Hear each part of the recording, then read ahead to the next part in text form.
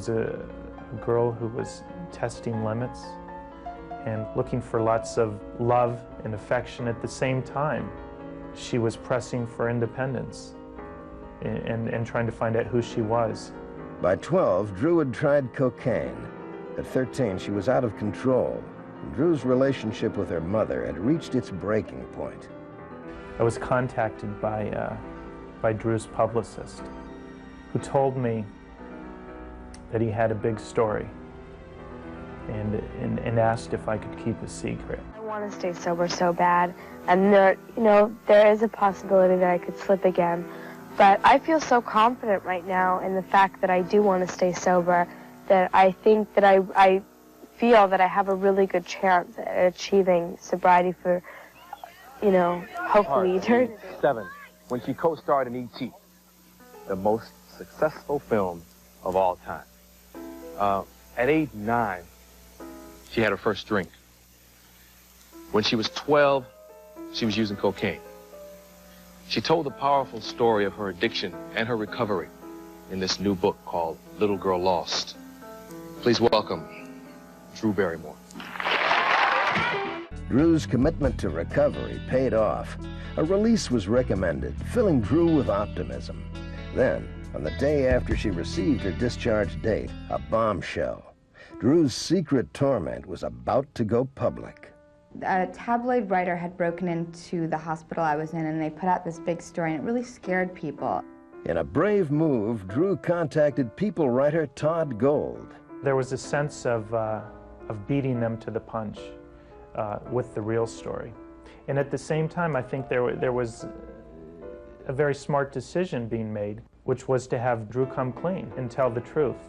I felt like all of a sudden I might have had the chance to relate to people. All of a sudden my aloneness, maybe I didn't have to be so alone. Maybe other people felt alone too. The brutally honest article created a media sensation and was so therapeutic that the duo decided to collaborate on a book based on Drew's experiences. Once Drew decided to do the book, she was convinced it was the right thing to do, and she never had any regrets. And I think she's very much the same today. Once she makes a decision, she throws herself into that and then moves on. I felt real lonely for a long time. A lot of the feelings that I was going through that brought me down so far was feelings that every person in the whole world goes through. Being lonely, being depressed, having resentments against certain things that's gone on in your life. Me, I didn't do the right things to take care of it, and it got way out of control. The 14-year-old experienced a brief relapse in the summer of 1989 that became her darkest hour. Gold recalls meeting Drew after what was reported to be an attempt on her own life. We were sitting in a restaurant in West Hollywood. She sticks out her arm across the table and rolls up her sleeve and says, "See what I tried to do?" And in a very Drew way, in a very mature way, she kind of put her both hands out and said, "But I'm all right. I'm even better now than before." And I was struck by the change in her. There was a buzz in Hollywood that Drew was back and ready to work.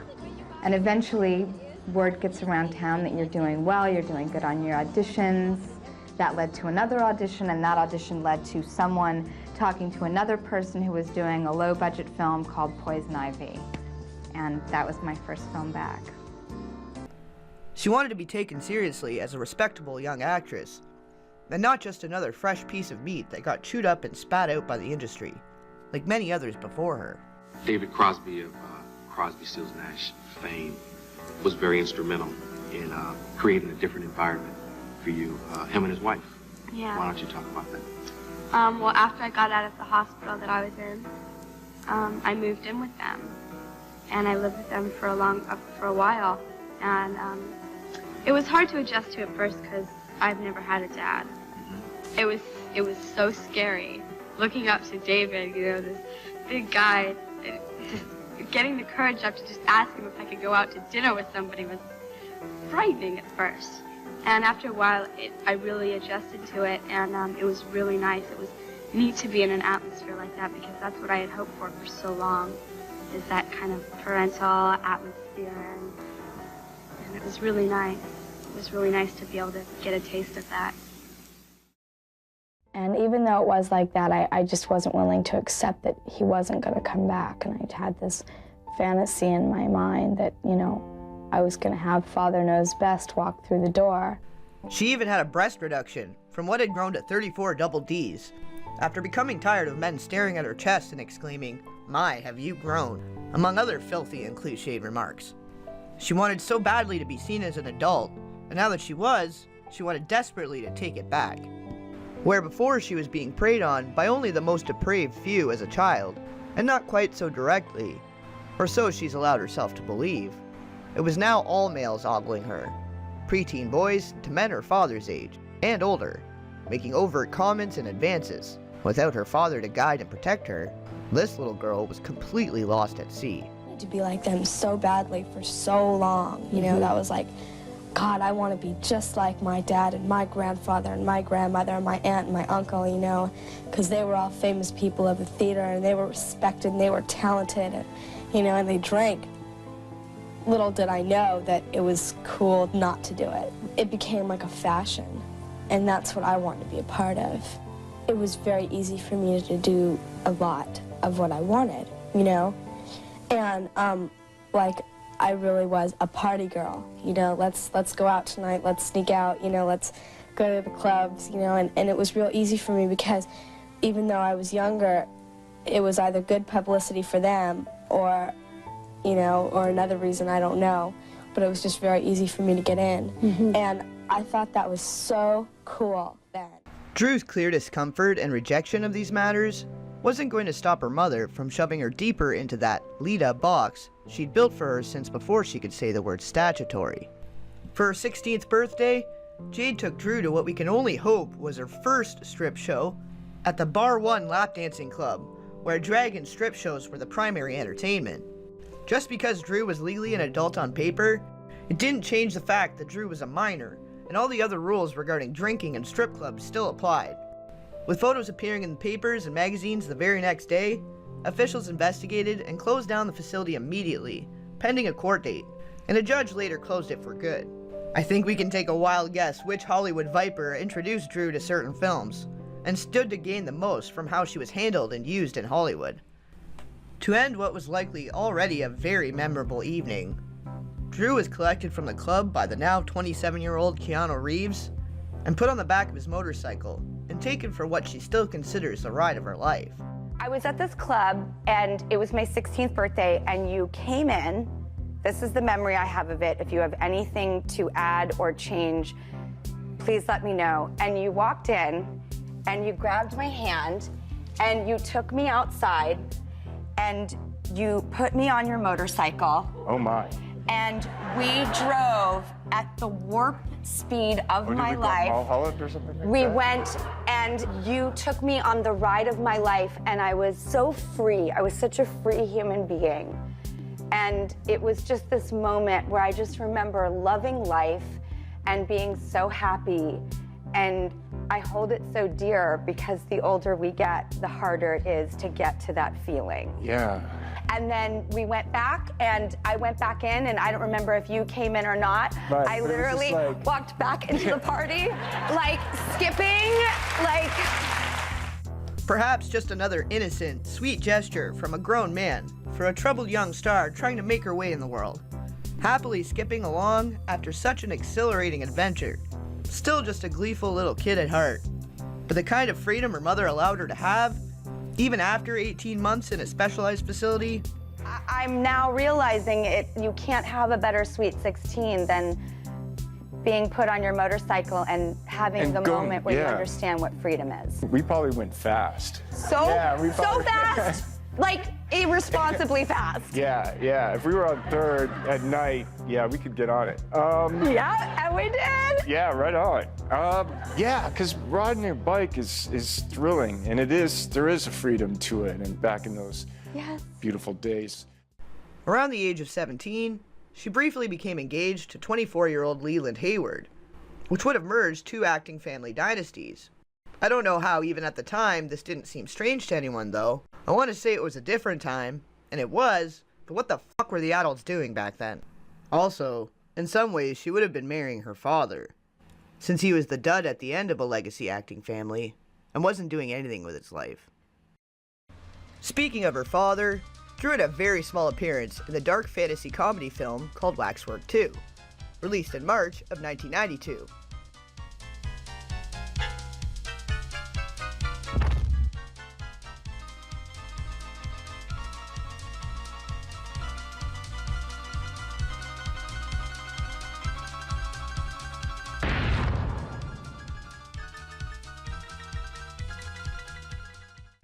David Carradine also had a minor role.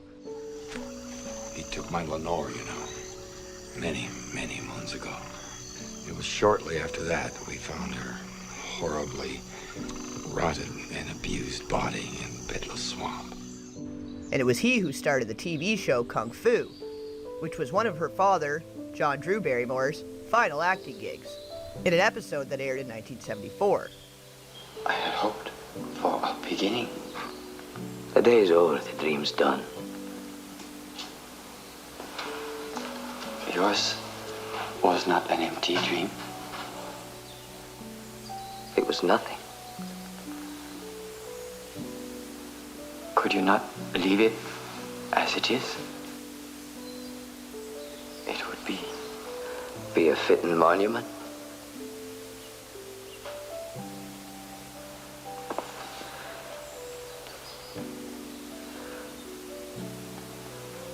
My father gave this to me when I was a wee lad. I'd like you to have it. You know, you walk too much with your head down. You have to keep your eyes up toward the sun.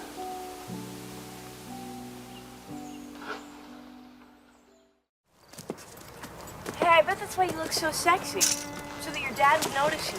Thank you, doctor. So did it work? Nope. He left anyway.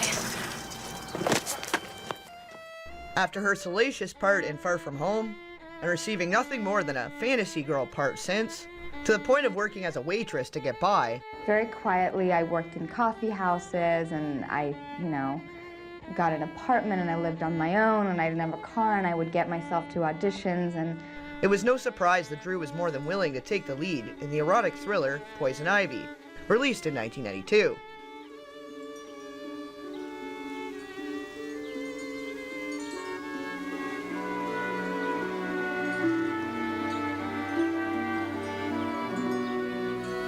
Rare, huh? Pardon? Oh, so clear. I'm freezing my ass off. Want me to get a jacket for you? Sweater?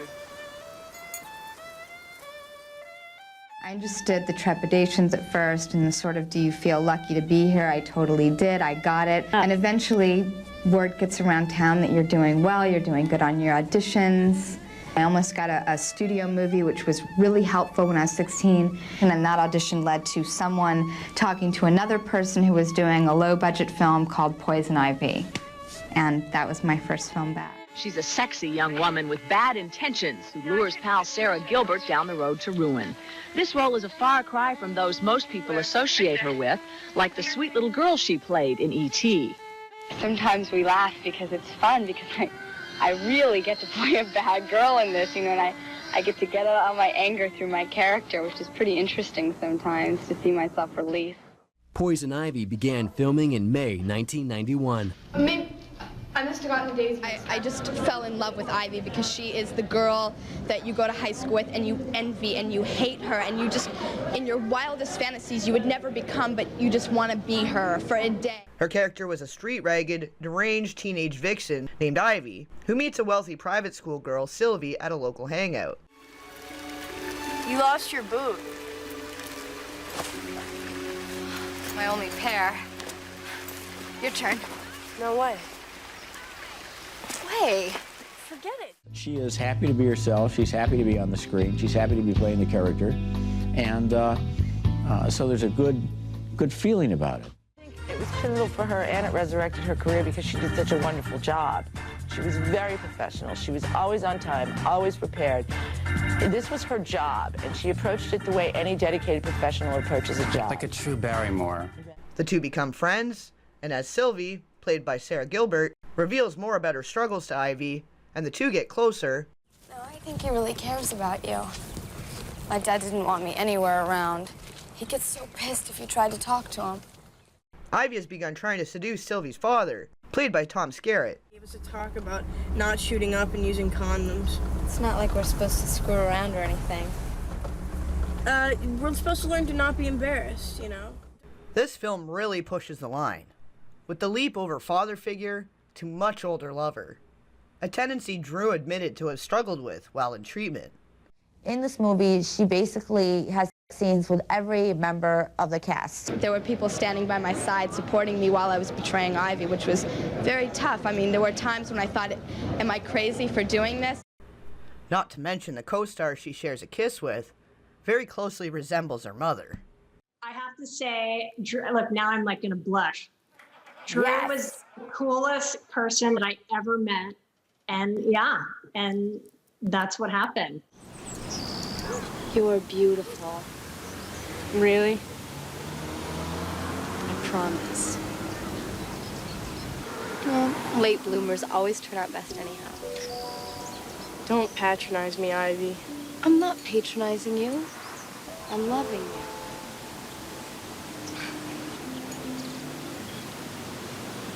I love you. Oh, I love you too.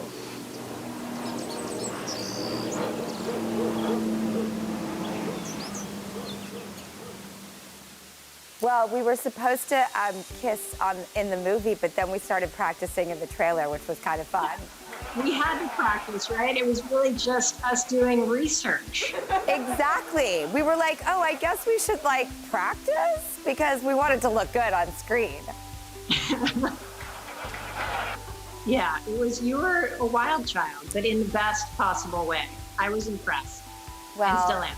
Oh, I am still so impressed with you. Barrymore hasn't played bad girls on screen, but in her personal life, she's had some much publicized experience being wild, including a 4-year battle with drugs and alcohol. Poison Ivy is her first feature film in 3 years, and during her hiatus, she cleaned up her act and wrote a book about her experience in recovery. She was surprised at the reaction the book received. All of a sudden, it became a bestseller, and I got thousands of letters saying thank you, and I think that just in that thing that I did, I really accomplished, you know, my goal and that much more, and I can't believe the outturn that it had, and I'm really happy with it.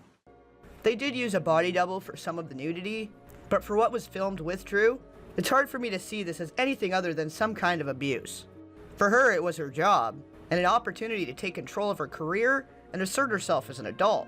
But the reality is that she was 16 years old, and Tom Skerritt was nearly 60.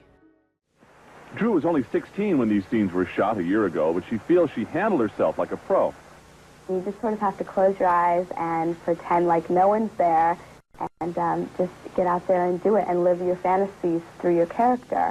And I think the most important thing is that you have to have a sense of humor about the whole thing. Otherwise, you just look stupid, and you have an uncomfortable time, too. Skerritt isn't the only one Drew tries to seduce in the movie. She and Sarah Gilbert share an open-mouth kiss, and that was the toughest scene of all to shoot. We were laughing and joking and being very stupid about the whole thing. And we did about 3 or 4 takes, and finally the director got up and said, "Stop. You guys have got to get serious for a second. Drew, open her mouth and put your tongue in there and just do it."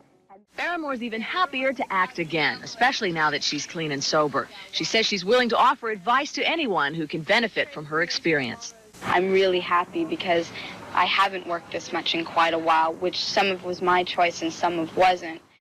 Even though it was just acting, I don't doubt she had to go to another place in her mind to do some of these scenes. Similar to how some dissociate and are detached from their body during abuse. They could have gotten the point across without going to the point of softcore, but was it really about artistic expression through film? Or were they taking advantage of Drew's desperation and willingness to fill a Lolita role?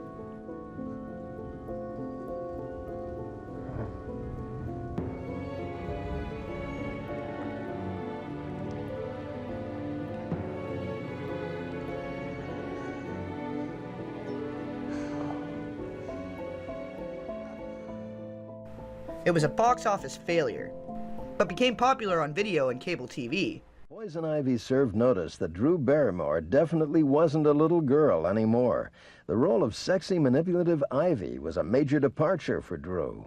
Co-star Tom Skerritt remembers Drew's determination. What she was presenting to me personally and professionally was a representation of someone who's going to overcome whatever problems she had. And she understood that, which was unique. So tell me about Poison Ivy. It's doing well, isn't it? Yeah, I mean, it's doing as well as it can. They opened it in a very limited release, and only in Los Angeles and New York, and it's doing great for how many theaters it is in. I've been on a tour, you know, doing a lot of publicity for it. I'm really happy with the way it came out. She was then put on Entertainment Weekly's list of top bad girls of all time, where she ranked number 6. With all things considered, it's really no surprise her life became a game of pinball between the innocent good girl and the bad girl personas. Poison Ivy eventually became an erotic trilogy. The sequel, released in 1996, with Alyssa Milano in the lead. Take off your clothes.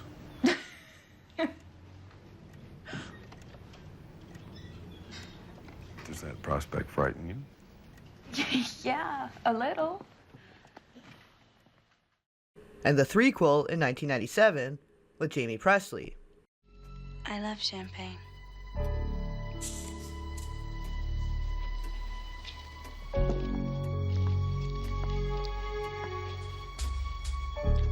Father, you're not legal. I won't tell if he won't. Being on a film, it's sort of that temporary fix. And you get, you know, you're lucky if you can get really close to the crew and cast on the film. And if you can, it's so hard when you're finished because you're so used to seeing these people every day, you know, and it's very comfortable. And when that's over, it's very sad and lonely feeling. The film wrapped at the end of June. 3 months later, Drew's agent, J.J. Harris, introduced her to another client, 22-year-old actor and singer, Jamie Walters. They were two of the most beautiful, physically and really, really adorable people. And I did think they would be a good match. In January 1992, Poison Ivy premiered at the Sundance Film Festival. Critics were blown away by Drew's bold performance. I think that was probably a breakthrough role simply because she was able to do it. And people saw that they could count on her to kind of prove to Hollywood that she was back. 17-year-old Drew Barrymore was back. She was also in love. That February, Drew moved in with her new boyfriend, Jamie Walters. 4 months later, they were engaged. Jamie Walters and Drew had a very serious relationship. They were very close. They were best friends. They just did everything together. This is the girl that you've envied your whole life, that you always wanted to be in your wildest fantasies, but never, ever, ever dreamed or even thought of becoming someone like that. And for me, being Ivy let me live out those fantasies for 3 months, which was absolutely incredible. Drew attended the Poison Ivy premiere with her mother Jaid and fiancé Jamie Walters.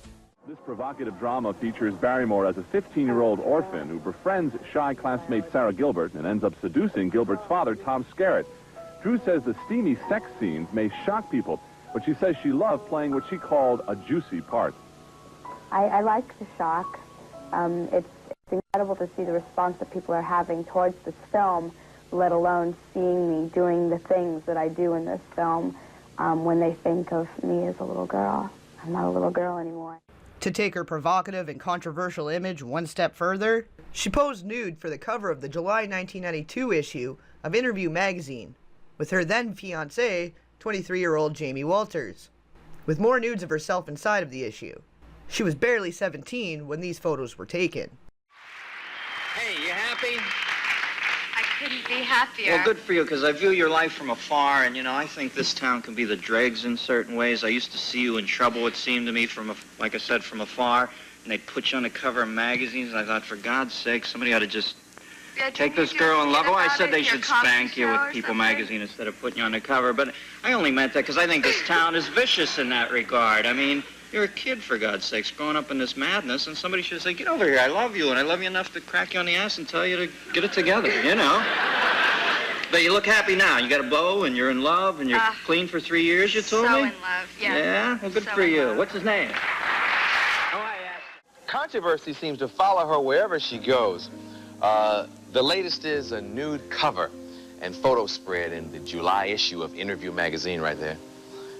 Let's find out why she did it. Please welcome Drew Barrymore. Actually, when I was approached to do the cover, Bruce Weber wanted to shoot me for the cover of Interview magazine, and I spoke to the editor, whose name's Ingrid, who's a wonderful lady, who said, we want to do a very free, loving piece about friendship, love, you know, the environment, and so on and so forth. And I was kind of questioning how it would turn out, if it would really turn out as free and beautiful as she had described it to me. We were very comfortable, and whatever he was interested in doing with these pictures seemed wonderful to us, and it did. It came out exactly the way they envisioned it. So you have no regrets about this? No. When I first saw it, I jumped back and I thought, oh my God, I'm naked on the cover of Interview magazine. Well, this should be interesting. Because this is new for them. I mean, usually people aren't naked on this magazine, right? Didn't they have to put like a cover over it for the first time? Yes, for the first time in 23 years of Interview magazine, they have a cover over the magazine. And you have a nice little onion, you know? Are you sure there are no black Barrymores in your family? That's a nice little onion you got there. Thank you. If E.T. had seen this, he might not have taken his ass home. Thank you. They really did hit it off. Still, Drew kept her priorities straight. Work first, romance second. In the spring of 1991, Barrymore read the script for a low-budget independent movie called Gun Crazy. Released in May of 1992. A directorial debut by Tamra Davis, who later became known for Billy Madison, Half-Baked, and Crossroads. Drew was determined to win the lead role of Anita, an abused teenager who becomes obsessed with a prison inmate. However, the film's director, Tamra Davis, needed some convincing. I just kind of like tossed it aside. I was like, Drew Barrymore, she's the girl that I just saw dancing on the table at a nightclub. You know, like that was the last I'd heard of Drew. And, you know, like not thinking that she was at all taking acting seriously. Drew wouldn't take no for an answer. She was like, I am Anita, you know, and she really came in and just was like, I'm here, you know, I'm coming back. I want people to take me seriously. This is a part that I know I can do. What was so amazing was Drew called me personally. She called me on the phone while I was casting, and you know, I answered, and she said, this is Drew Barrymore. I read the script, and you have to see me. I love this character more than anything. I have to play this character. She lived in a world of private abuse. Every man I've ever known since I was 9 has wanted the same thing off me. Drew is cast as Anita Mintier, a teenager who shoots her sexually abusive stepfather.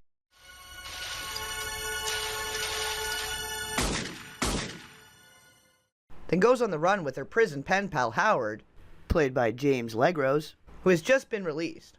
I just like met with her, and I just like completely couldn't get her out of my mind. I drove home from the interview like totally in love with her, just madly in love with her. She completely bewitched me.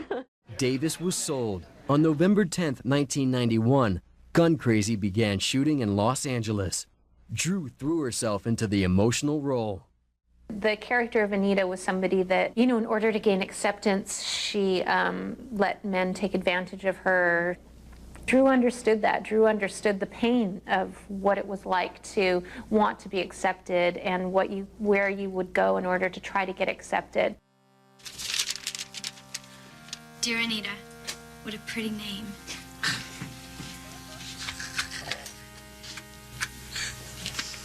My name is Howard, and I'm 24. You said you were interested in how other people live and stuff. Well, life for me is pretty different than anything you've known, I'm sure. I've not walked under the stars since I came to this place. It's pretty loud, too. I stay awake at night just to feel the silence. Yet even then, the darkness is pierced with the sounds of men crying in their sleep. Now I spend my days painting and reading. Before, I only knew how to do one thing good: shoot guns. I always dreamed of a girl who liked guns. Perhaps it was you I was dreaming of. Hi, Howard. This is Anita. Do I sound like you thought I would? And that surely was the nicest thing I ever read. When you said you loved me, I love you more than words could ever know, my darling.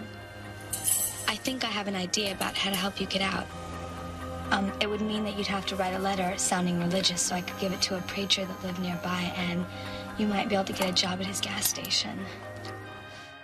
The two embark on an adventure of murder and mayhem. Then after becoming wed, Howard helps Anita dispose of her stepfather's body. I never really minded dying before. But what I didn't realize is that I was never really alive until I hooked up with you. Anita and Howard. Love made them a little crazy. Gun crazy. I swear, sometimes I feel like one of the luckiest guys in the whole wide world. Critics praised Drew's portrayal of an abused girl on the run. I'll never forget Vincent Canby really just singled out her performance in the film and said, this is the kind of performance that makes a star. And, you know, I'm sure that must have made her feel great. It made me feel really proud of her. Drew had hit bottom and fought her way back. She enjoyed renewed critical respect and won a Golden Globe nomination for Best Actress. Supporting actor Rodney Harvey, who played Tom, had developed a heroin addiction working on this film. Well, mine's not from Europe or nothing. It's from California. Very exotic, Anita. Did you meet him at the dump? After being introduced to it while working on My Private Idaho, directed by Gus Van Sant, alongside Keanu Reeves and River Phoenix a year or so prior. You men make yourselves comfortable. I'll be right back. There are Cokes in the refrigerator. Help yourselves. She's cool. She just likes to have 3 guys because it takes her a little while to get warmed up. It's normal, nothing kinky. Yeah. Hey, dude, did you get into that Sinead O'Connor's concert last night? What? To the Sinead? Yeah, the chick with the bald head. I've never been to a concert before, dude. Flea from the Red Hot Chili Peppers had a small supporting role. A band whose members had a history with heroin. From them going into the bar, dude, we can get them coming out. See, Bob, dude? Not me. So long as I don't know these guys personally, it's okay with me.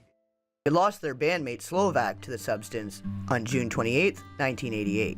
I want to know a little bit about me. My name is Hillel. I'm a guitar player for the Red Hot Chili Peppers. I'm in beautiful Miami Beach, and there's a cool wind that brings a shrivel to my nipple.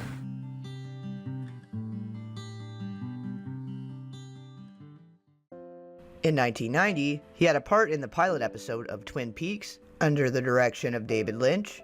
It might be the kind of show that would be, you know, kind of have a limited run and then would become a classic forever. That's okay, too. Yeah. If it has to end, you know, that's all right. But if it doesn't have to end, that's even better. And had the starring role of Soda Pop Curtis in The Outsiders TV series, directed and created by Francis Ford Coppola the same year. That's when you were just his brother, Pony. Now you're his responsibility. Together, there's never been a family quite like them. River Phoenix, most well known for his early breakthrough role in Stephen King's Stand By Me, directed by Rob Reiner.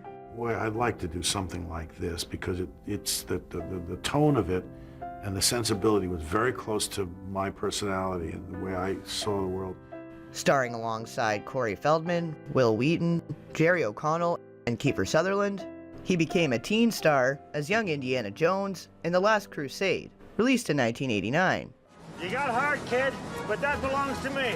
Belongs to Coronado. Coronado's dead, and so are all of his grandchildren. This should be in a museum. Now give it back.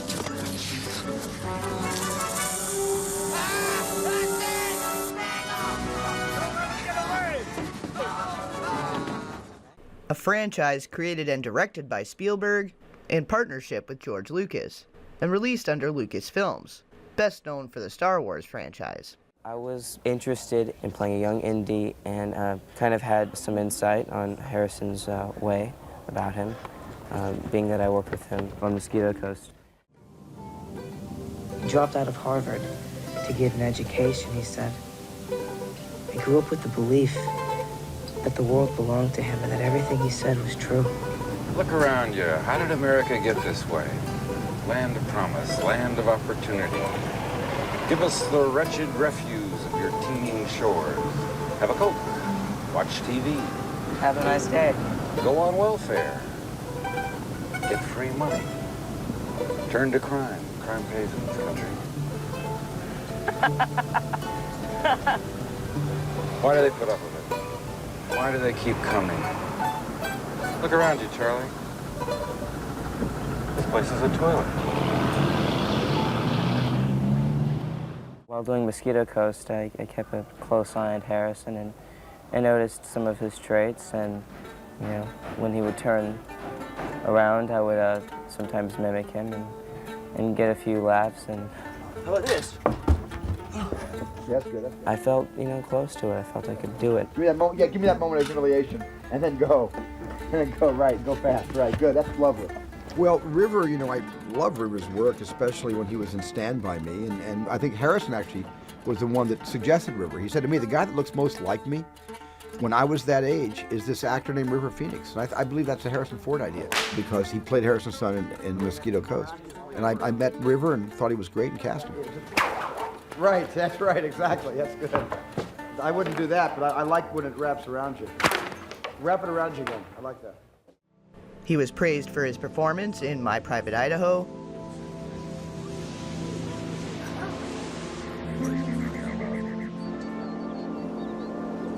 Don't worry.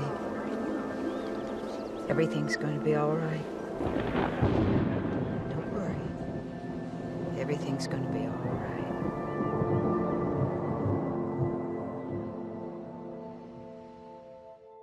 as well as his efforts as a musician, providing both guitar and vocals in his band Alika's Attic.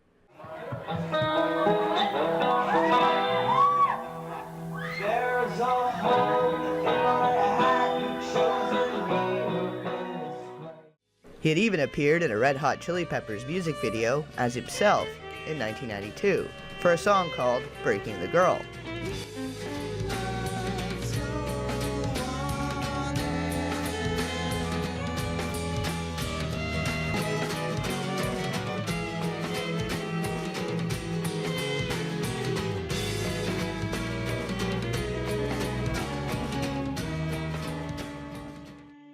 River passed away at the age of 23 on October 31st, 1993, from a combination of cocaine and heroin.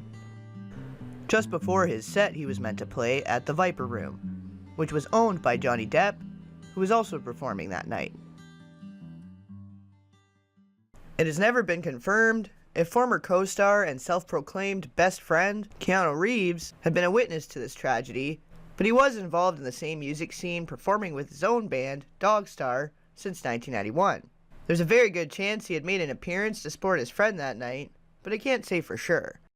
Never having been involved with drugs himself, or had any reported troubles with alcohol, he likely wouldn't have wanted to be associated with the incident, whether it was there or not. It was the pressure of making films that contributed to him plunging into drug and alcohol abuse. Right. Do you worry about that with all this pressure? You've made 16 movies in 29 years. I don't really, I mean, pressure is a sensation that is caused by a force. Which kind of pressure? From where is it coming from? And that, in the terms of 16 films, etc., I don't have that kind of pressure. I feel, you know, I want to be a better actor and I want to give great performances, etc. And he was coming off films back to back. And then to go into another project, it takes, and especially for him, the way that he worked, phenomenal amount of energy and giving of your mind and heart. And I think he was probably in a place he's probably tired. Also in attendance and playing that night were the Red Hot Chili Peppers. It's believed that the Peppers guitarist, John Frusciante, was responsible for supplying River with the product, and this was the fuel for his own long, dark spiral into addiction.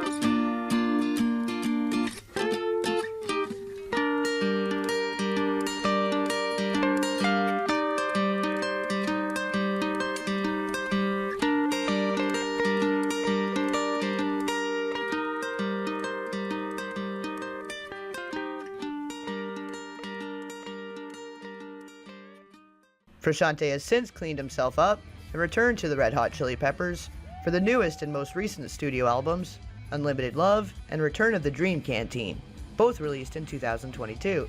More info on all of that in both of my Johnny Depp and Red Hot Chili Peppers Dark Hollywood videos, linked in the description below.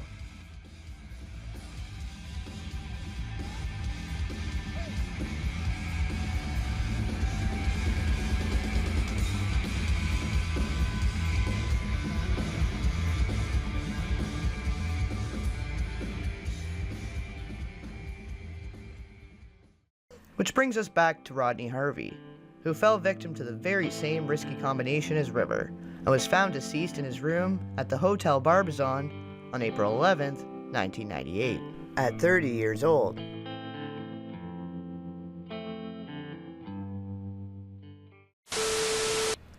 Drew and Jamie had very little time together after the filming of Gun Crazy, before Drew went straight into filming for her segue into television with the soap opera 2000 Malibu Road, created by primetime television mogul Aaron Spelling and directed by Joel Schumacher. Joel recalls the first time he met Drew.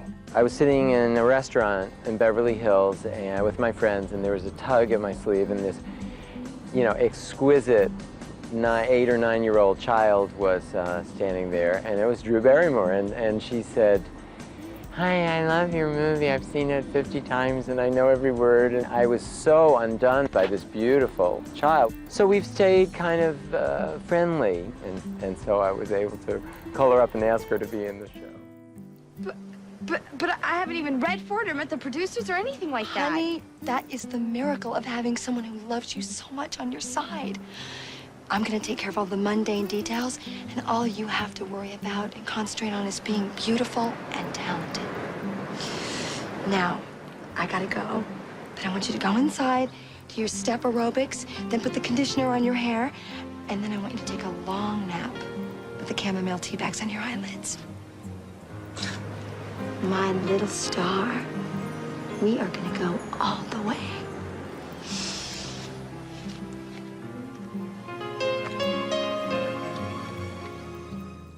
Jamie was also cast by Spelling to appear in a second show he was developing called The Heights, that filmed and aired around the same time. Thanks. Rita, where do you want these empties? They're beautiful. In here. What's this? It's the poem. I turned it into a song.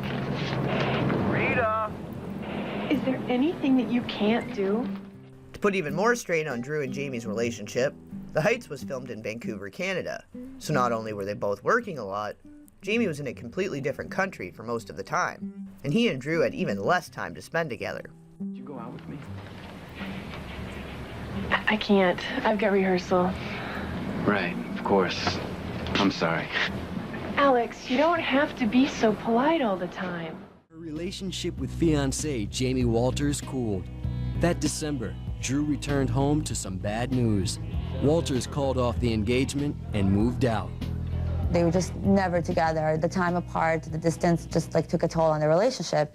And finally, they just, separated. Drew took the breakup hard, but less than a week later, she got some good news. Barrymore was nominated for a Golden Globe as Best Actress in Gun Crazy.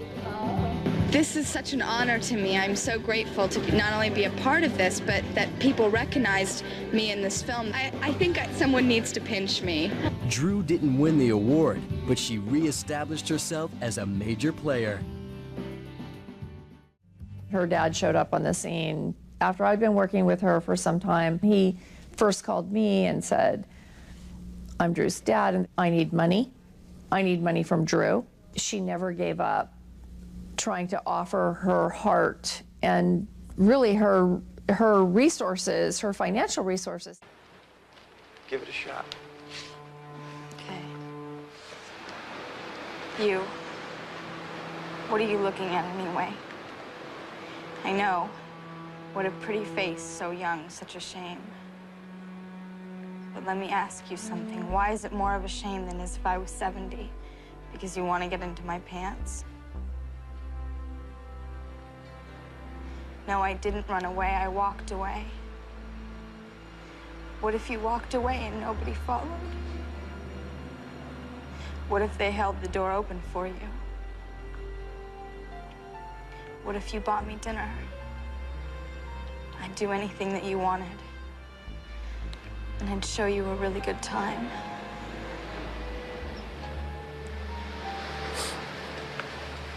That's terrific.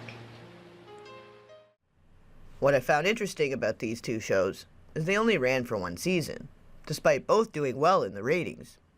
During this time, Jimmy would have become familiar, or in the very least acquainted with, Spelling's daughter, Tori, who I must say looks an awful lot like Drew, but like a more exaggerated, kind of plastic version. They both belong to prominent names in the industry, except Tori in television and Drew in film. After Drew and Jamie split up, there were rumors that Jamie and Tori had been dating, possibly while he and Drew were still engaged. Just hold on to me tonight.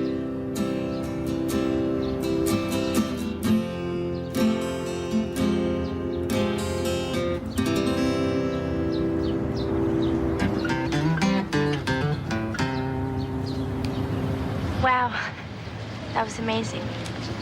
Thank you. So, you like singing to the trees? Well, it's better than the shower. So where's your camera? No camera. I come in peace. These rumors were reinforced when in October of 1994, Jamie was cast in Spelling's long-running hit TV series, Beverly Hills 90210, as Ray Pruitt, a construction worker slash struggling musician and boyfriend of Tori's character. Yeah? What about tonight? Why don't you come to my room for a while? Well, we could do that, but with your mother in the next room, it could get a little dicey. He appeared in 40 episodes between 1994 and 1996, but no serious relationship seemed to have developed in this time. Not publicly, at least. Good night. Hey.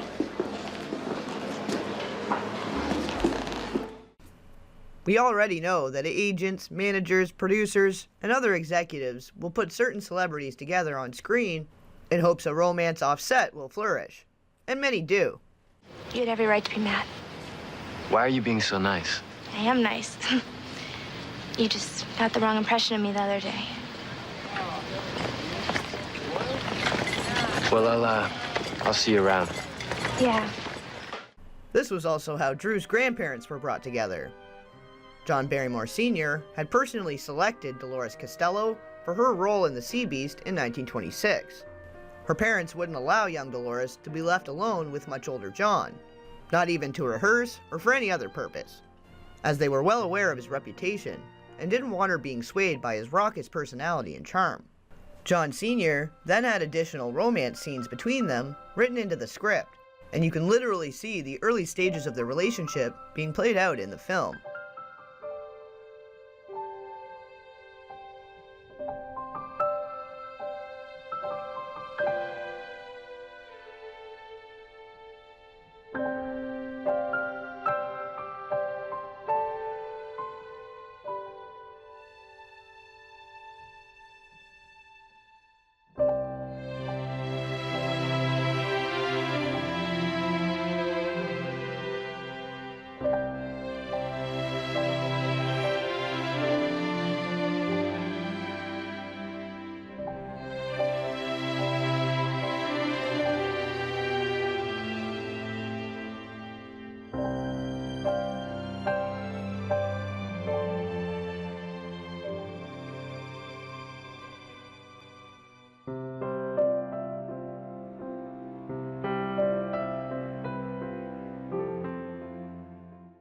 Film based on the novel Moby Dick. Just before filming began, he met the woman who would become his third wife. John Barrymore was at Warner Brothers, and he sees this girl walking across the lot, and he says, "Who is that?" And he says, "Well, I think that's Dolores Costello. Bring her up here." And she comes up the office. Now she tells the story. She says that he's standing there scrutinizing from behind a desk, and he says, "How tall are you?" And she took off one shoe and she said, "I'm this tall." And that was it. They were off to the races after that.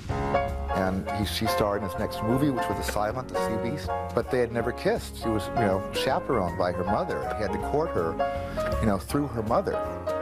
So there was a kissing scene in the garden, and he kept having them roll tape. And the director with a megaphone kept saying, cut, cut, and they're still kissing, and he runs in and breaks them up like a referee in a fight. Now, whether Aaron Spelling was trying to line up Jamie with his daughter, since he was a multi-talented young actor, that made a great addition to Spelling's repertoire to be used within the television circuit, not only being a suitable match for his TV star daughter, but a smart business move. Or had Tori decided she wanted what Drew had, being what in the industry considered the lower level of fame. Movie stars generally make a lot more money and tend to get a lot more recognition. Drew being very similar in age and appearance, and having been born in one echelon below her, Tori may have considered Drew her rival. The only difference was Drew started out with nothing except the Barrymore name, and she had to fight to reclaim it, while Tori grew up at a palatial estate in a 56,000 square foot mansion. The Manor, which is at the time was one of the biggest houses, if not the biggest house in the United States. Mm-hmm. So your dad builds this big house. You didn't move in until you were what, 18? 16. 16. You lived there for how many years? Till I was almost 19. Now, how did it feel like living there? Like, what did it live like? Like, were the rooms just too enormous? It was not, granted, we came from a house that was huge. For me, like now, I would be like, wow, that's a huge house. When I was young, I didn't know the difference. It was a 10,000 square foot house. Yes. Still huge, but very warm and cozy. The manor was beautifully decorated. My mom has impeccable taste, but the rooms were large and it felt cold all the time. Just because... Like physically cold? Physically. Yeah. Honestly, they were too big. It was 123, so the house is 123 rooms, 14 bedrooms, 27 bathrooms, and 56,000 square feet. For me, it was big. I feel like our family, and it was a family of 4, my mom, my dad, my brother, and myself, we spent time in the kitchen, the office, my parents' bedroom, and each of our bedrooms. Yeah. That's it. Okay, so there was basically 118 rooms you didn't use. Okay, so how many people does it take to run a house like that? How many people were working? She probably had over 20 staff. All the time, full time? Full time. Oh, or more. Her father paid for professional acting lessons and used his connections and influence to help her get her early guest spots on hit TV shows. Having all of her father's money and support, and still not measuring up to the Barrymore level of fame and notoriety, I could see there being some resentment and a willingness to dim Drew's light. The only power she would have would be through her father and his company. Perhaps she didn't even care for Jamie. In later years, she's talked about him being a best friend while working together, saying when they all hung out that she was just one of the guys. Oh my gosh, Jamie and I became best friends. Like we were literally best friends off camera. Like if you notice Donna's wardrobe, like we became such good friends. We were hanging out on the weekend, never anything romantic, like just platonic friends. I was like one of the guys with him, but my like Donna mode kind of morphed into Ray's outfits, and Ray's fashion was really Jamie's fashion. So if you notice during that time period, I wore like jeans and flannels and like, Doc Martens with my jeans. Whether that's to brush off being rejected by Walters, or she truly never intended to be with him, who knows? Well, you have to admit it is incredible here. Yeah, I thought you liked the desert. I like the desert. Riding horses with my uncle. There wasn't any guy in a uniform parking my truck. So we'll ride. Hi, Donna. Hi, Phil. Either way, the damage was done, and both Drew and Tori went on their merry way, where the experience left an impact on Jamie for the remainder of his career in the industry. In 1992, Jamie Walters experienced the heights of teen idoldom with a slot on a new television show and a #1 hit song that asked the supernatural question, how do you talk to an angel? How do you talk to an angel? Walters was an NYU film student and aspiring punk rocker when a casting agent spotted him at an ATM. Commercial work and a role in the John Travolta film Shout soon followed. Being cast often as a musician wasn't a problem for Jamie. I got my first guitar when I was maybe 4 years old. I've got some funny old pictures of myself sitting around with a little, like, 4-string guitar, like a ukulele.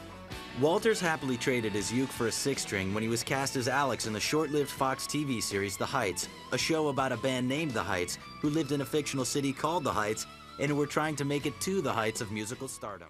The hit song, How Do You Talk to an Angel, topped mainstream U.S. music charts, which was the early stages of what could have launched them all into rock stardom. Within weeks, The Heights were a bona fide sensation. The song hit #1 and Walters was mobbed by scores of teenage fans.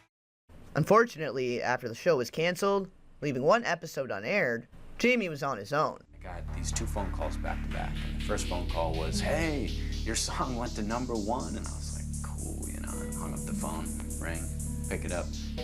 Your show's canceled. He did see some success with his first solo album in 1994, selling over 1 million copies, making it platinum. However, his second album, Ride, released in 1997, only went gold, and a third and final album called Believe in 2002 didn't make the cut at all. His television and movie opportunities had also faded after he chose to depart from Beverly Hills 90210. He claims he left because the abusive bad boy his character had become no longer appealed to him, and he was worried that his fictional musician image would reflect poorly on his real-life music career. I don't know what happened last week. I snapped. You scared me. You really did. Don't you think I scared myself? I mean, the last thing I want to do is hurt you. I love you. I know you do. I know, but, Look, I didn't know how much I needed you. I'm willing to do whatever it takes to get you back.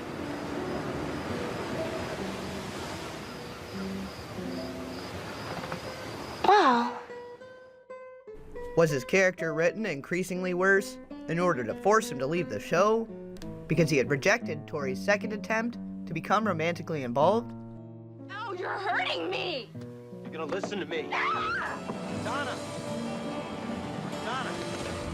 How's the tour going right now? The tour's going great, man. Yeah? We're actually, you know, right in the middle of it right now, but it's going wonderful. Fan reaction is good? Fan reaction is good. We've actually dubbed it the Jamie Walters Make Amends Tour after what I did on the last episode of 90210. I don't know how many 90210 fans we have here. Yeah, I'm sure there's some here. My character, Ray Pruitt, sort of pushed, you know, Tori Spelling's character, Sort of Donna, pushed Donna down the steps. a flight of stairs, yeah. Right, yeah. But, you know, so now it's like, after like the 3rd gig where like, you know, there's always like a group of people that, why'd you push Donna down the stairs, you know? Like I'm halfway through like, you know, the set and there's like somebody yelling at me for pushing Donna down the stairs. So I'm out People there are now. kind of mad about that. People got mad about it. You know, it's that thing, confusing TV and reality. And if you had pushed Brenda down a flight of steps, they'd have named a street after her. Yeah, right. But people really get mad about this, They really right? do. They get mad, and so I'm out there, you know, actually doing some PSAs now for different domestic violence organizations and trying to, like, redeem myself, you know? Now, wait a minute. So really? They made, so they read it into your character that he's going to push Donna down the stairs, and then they say, now you got to do a PSA. Yeah, now, you know, well, you know, it comes down from above. Like, you know, Aaron Spelling is way up here. I'm way down here. And I catch all the grief. I mean, he's calling the shots. I think, you know, maybe he and Tori, like, had a little discrepancy the night before. Despite a last-ditch effort by the show's writers to bring Ray Pruitt back into Donna's good graces, the damage was done, and Walters left the show. He put his acting career on the back burner and spent the rest of the 90s recording music and touring with his band. In 2000, Walters decided to pursue a longtime interest and become a paramedic. He now works for the LA County Fire Department. But music is still a part of his life. He enjoys the balance he has created in his life and remembers the musical heights he scaled fondly. That was a great time in my life, and it was so exciting to have a #1 song. This one made it out alive, but I had to mention it, as it shows how easily the love lives and careers of actors can be manipulated within the industry, giving you all the more data to consider when it comes to Drew and her whole entire life. Bred for use in the industry and shaped by those running it, the industry was her parents, her family, and it was natural when she had wanted to rebel against it. Anyways, moving on.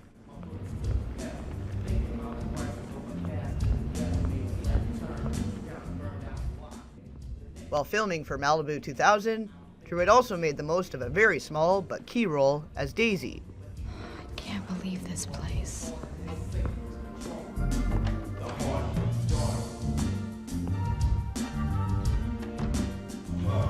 Couldn't keep away, huh?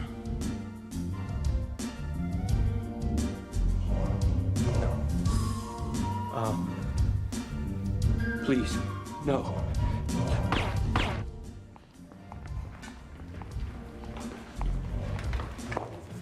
Hey, do you know where the Smith and Doyle box? Bitch. Who describes the perpetrator to a police sketch artist. And you guessed it, Sketch Artist. A TV movie first airing in June of 1992. You don't use a computer? Computer? Nah. They draw great, but they don't listen so well. All right, let's see. So you saw... A woman. A woman, well, that narrows it down. Was she young or old? I don't know. I mean, she was young, I guess. She's about 25. No, she was actually more like 27. So you got pretty close.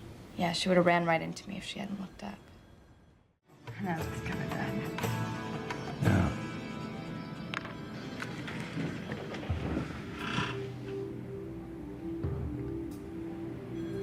Jesus.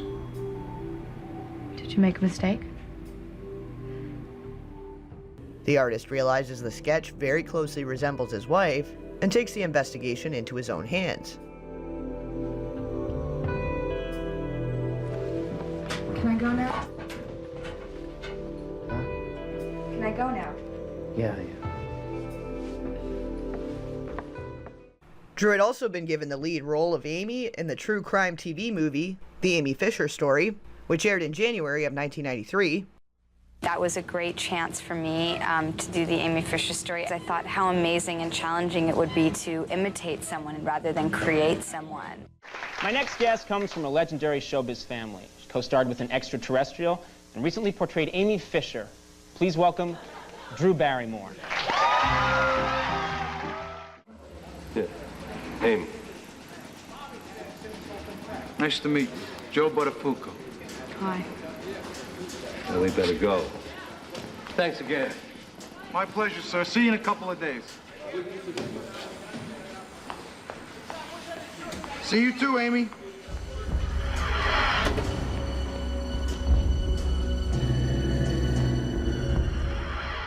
It was about the true events surrounding the affair between Joey Buttafuoco and minor Amy Fisher, who was later dubbed the Long Island Lolita by the tabloids. And whatever Amy wants, Amy gets. You got it. Amy Fisher coming face to face with her victim. Sometimes I think this is a nightmare and it didn't happen, and then I realize that it did. She sauntered up to the Long Island housewife's home and put a bullet in her head. This time, the two met in a court to hear a judge sentence Amy Fisher to 5 to 15 years in prison. On May 19th, Amy Fisher came to my home, rang my doorbell, and viciously and deliberately assaulted me on the front porch of my home. Amy had been convicted of aggravated assault and was sentenced to a maximum of 15 years for shooting Joey's wife in the face. Joey, on the other hand, was indicted on 19 counts of statutory rape, sodomy, and endangering the welfare of a child. He pled not guilty, but later entered a plea deal and admitted that he knew Amy was only 16 years old at the time of the affair. He was sentenced to 6 months in prison, but only served 4. 3 TV networks ordered films based on the sensational affair. What actress did not want to play Amy Fisher? It was the story that had taken over like all the airwaves. All anybody was talking about was the Long Island Lolita. The Amy Fisher Story aired on ABC, opposite the CBS version. Like competing against each other. And in the end, her portrayal of Amy Fisher was really the best. Her movie was the most popular and it got the best reviews. Now listen, I don't want to start off on the wrong note. I don't want to be one of those talk show hosts who's always gushing, but you, of the 3 Amy Fishers, I think yours was by far the best, right? A lot of actors, when they're preparing for a role like that with a killer or a murderer, they actually go and meet the person in prison. Did you do that? Because I know Well, let me tell you a little something about Amy. I didn't get to meet her, actually, because she was, you know, going through all her court things and being arraigned at the time of the shooting, and it was very nerve-wracking to be portraying somebody who was living in the media as we were shooting, and, you know, trying to pull off the accent and do the whole thing, and, like, you know, understand everything and sort of come to terms with why she did the things she did, to have the sincerity to play her. But it was, I had to do it. I had to live out that humor I felt for this girl. Right. You know? So you didn't meet with her, you didn't talk to her, you just studied tapes, or? I would listen to her voice over and over and over again. Well, it was a very funny portrayal too, which a lot of people wouldn't have gone that way. Oh well, I tried to bring the humor into it, you know. I'm trying too. You understand? Yeah, right. Not always easy. It isn't. That it isn't. But it was fun. We had a really good time. We had a really good time doing it. I sort of started to go a little crazy after a while being this girl, but the humor was what kept me alive. The second runner-up had Alyssa Milano in the lead, where she was again walking in Drew's shadow, as she had in the Poison Ivy sequel. Her version was entitled Casualties of Love, the Long Island Lolita story. If I wreck it, you are the only one I will let touch it. That's what we're here for, right? Joey is a very nice man, a very nice man. Look, I gotta be over there when they come out, so. Don't I get a kiss goodbye?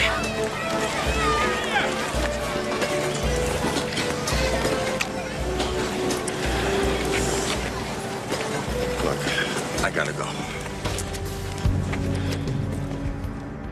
The case that stunned America. It was a near-fatal attraction. Amy Fisher and Joe Bartolfo. I will do whatever it takes to get his wife out of the way. The extraordinary true story. Not guilty. Drew Barrymore stars in the Amy Fisher story, premiering on 9/8:30 tonight.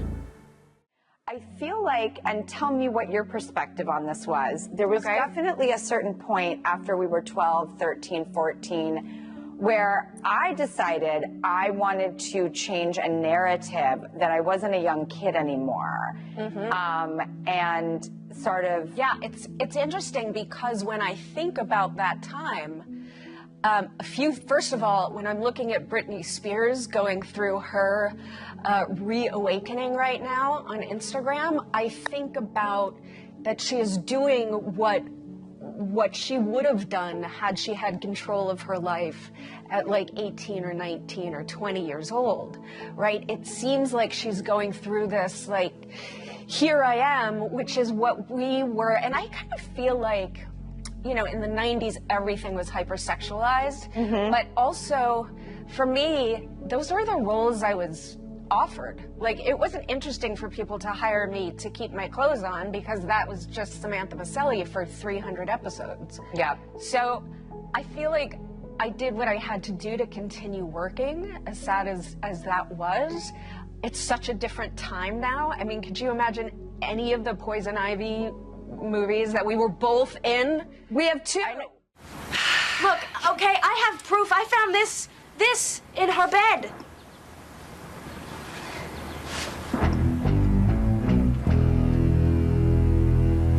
Well, you know, this thing doesn't prove anything. I have proof. I found this in my little sister's bed. He hands these out all the time. It doesn't prove anything. I'm gonna call him. You win on the accent. There's no question about that. Well, that was real. Okay. I'm from Brooklyn, so I can go into it really easily. You really Like when I'm pissed and a little drunk, forget it. I am so New York. Your Honor, I realize what I did was terribly wrong. If I could put my hand on her face and make it go away, I would. The truth is I did something that was awful, but it is also the truth that I had an affair with a married man, and that Joey knew of my intentions towards his wife, and he encouraged me. And I cannot and will not take that back for the sake of harmony. But once again, I am very sorry for my actions. I proceeded to talk to Mrs. Buttafuoco for approximately 10 to 15 minutes, at which time she turned around to walk away.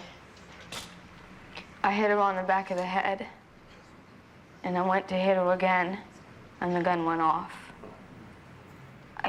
I guess I obviously shot it. We both decided to double down on Poison Ivy.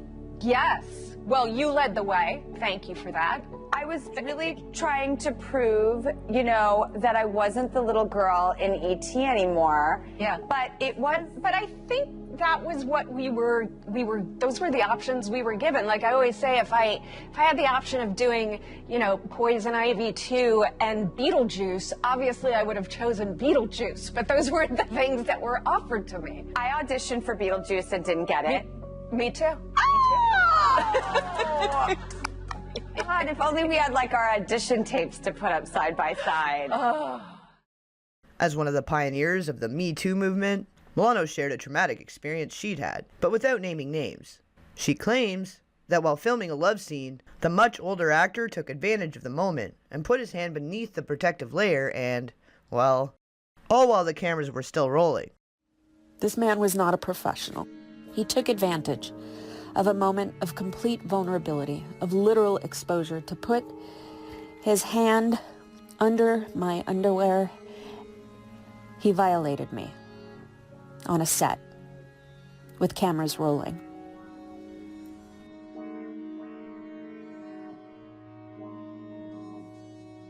Based on the age difference and how long ago she recalls this incident to have taken place, I've narrowed it down to either Xander Berkeley, with whom she worked on Poison Ivy 2, released in 1996, seeming to be the most obvious considering the plotline,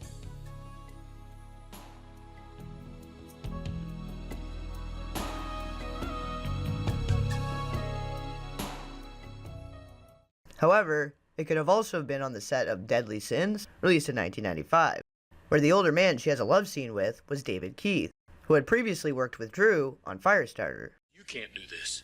Jack, I have a confession to make. Oh, you're telling me. I'm not really a nun. Yeah, but that's just a technicality. No, I mean, I'm not really a nun. Can we talk about this later? Well, yeah, but no, I mean...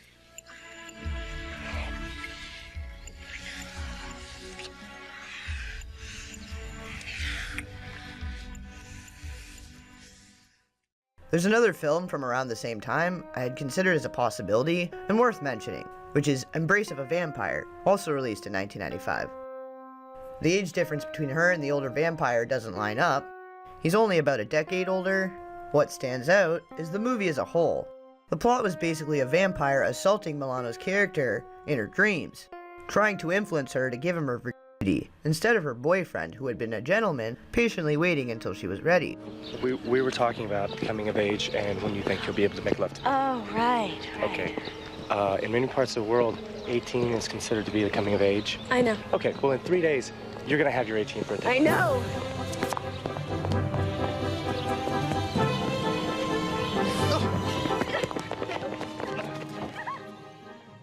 Not only does she perform softcore scenes with each man, as well as a female character separately, Cute teddy bears. the final crescendo is a group effort between all four characters. Milano is technically an adult, but the pressure to assert herself as an adult woman in the industry, desperate in the pursuit of her career, she was therefore more vulnerable, and the foundation of legitimate consent is clouded. Same as with Drew in Poison Ivy and other similar roles. Milano's co-star, who plays her character's boyfriend, Harold Pruitt, whose first minor film role was Pennies from Heaven in 1981, which you may remember was the film Tammy O'Rourke was working on when Spielberg discovered her little sister Heather. Primarily working in TV films and shows, he had also had a role in The Outsiders TV series as Steve Randall, and was last known for his recurring role as Cooper Voigt on the television show Party of Five. Nah, I can't drink and worry at the same time. You'll get used to it. Come on, it's a party. Can't you be miserable tomorrow? Yeah, I will be if we don't get out of here soon. Got that computer thing, the proficiency test. You listen to me. Oh, that's great. Well, think of this as half empty. Notable co-star was Alfie's Soda Pop Club alumni Scott Grimes. And do you, William Bradley, take the lovely Holly Marie to be your lawfully wedded wife? Yes, I do. Embrace of the Vampire was Harold's only lead movie role, and it was a B-movie flick at best. With his child and teen years behind him, his career opportunities dried up. your sister.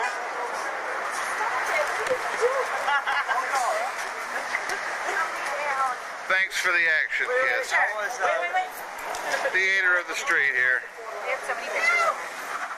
And he was already abusing drugs and alcohol, as were many of his past castmates. On February 21st, 2002, 32-year-old Harold Pruitt was found unresponsive after he too suffered from an accidental overdose, and likely by way of the same lethal combination as the others of the same circle.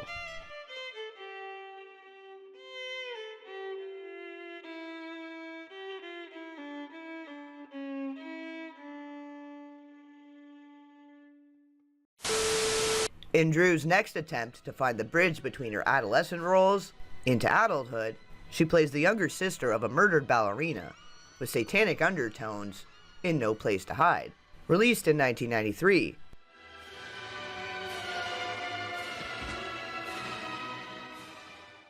Who's Pamela Hanley to you? She's my sister. You got any ID? I got a bus pass. Show me. Look, could you, like, put the gun down? Show me.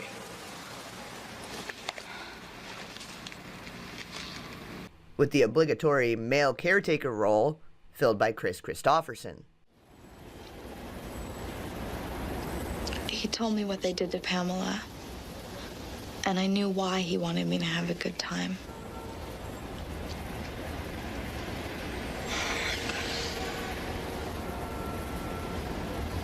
It's crazy, I know, but I think that's the night I started liking Joe Garvey.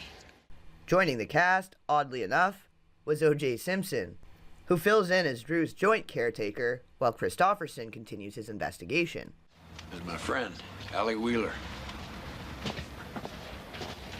He's gonna stay with you while I'm gone. How do you do, young lady? I'm sure we're gonna have a real fine time together, right?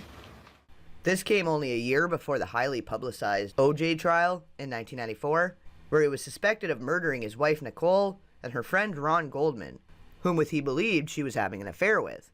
He was acquitted, which came as even more of a shock to the public. You're still here. I came back. Thought that's what you wanted. Nobody wants you here. Really? My parents are right upstairs. They think you've left. So surprised. I can call them. I can call my dad. But you won't. You're playing a dangerous game here. If you're trying to blackmail me, it's not gonna work. You know what I want. Get out before I call my dad. He trusts you. You're his best friend.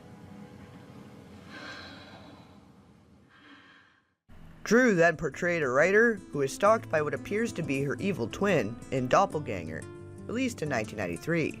Her mother Jaid was cast as her character's mother, who faces a viciously brutal attack in the beginning of the film. Although Jaid claims to be an accomplished actress in her own right, this role was the most screen time she's ever had, and she was likely only given this role as a favor to Drew. No, I'm her mother. Thank you very much. Michael, it's us or her. The little bitch has got to disappear. She's back. I gotta go. Holly? Sweetie? I'm coming, honey. Coming.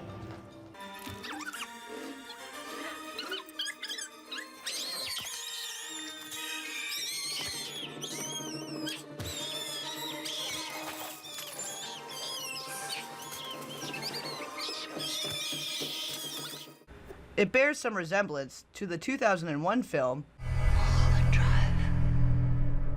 with the blurred lines regarding the identities of characters, and whether or not the main character is one person split, or two separate people, or what the heck is going on. Where's this going? It's been a very strange day. Getting stranger. Another coincidence is that the name of the director in Mulholland Drive is Adam Kesher. Yeah, What is it, Cookie? I'm sorry, Mr. Gesher, but there seems to be some problem with your credit cards. The director for Doppelganger was Avi Nesher, adding yet another possible layer to the mystery that is any David Lynch movie, really, but for Mulholland Drive in particular. The original idea for Mulholland Drive, which was initially meant to be a spin-off of Twin Peaks, came right around the time Doppelganger was being filmed and subsequently released.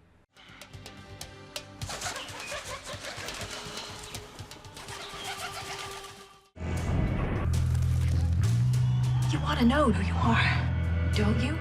I know. It sounds like a pretty far-fetched connection, but hear me out. I just came here from Deep River, Ontario, and now I'm in this dream place.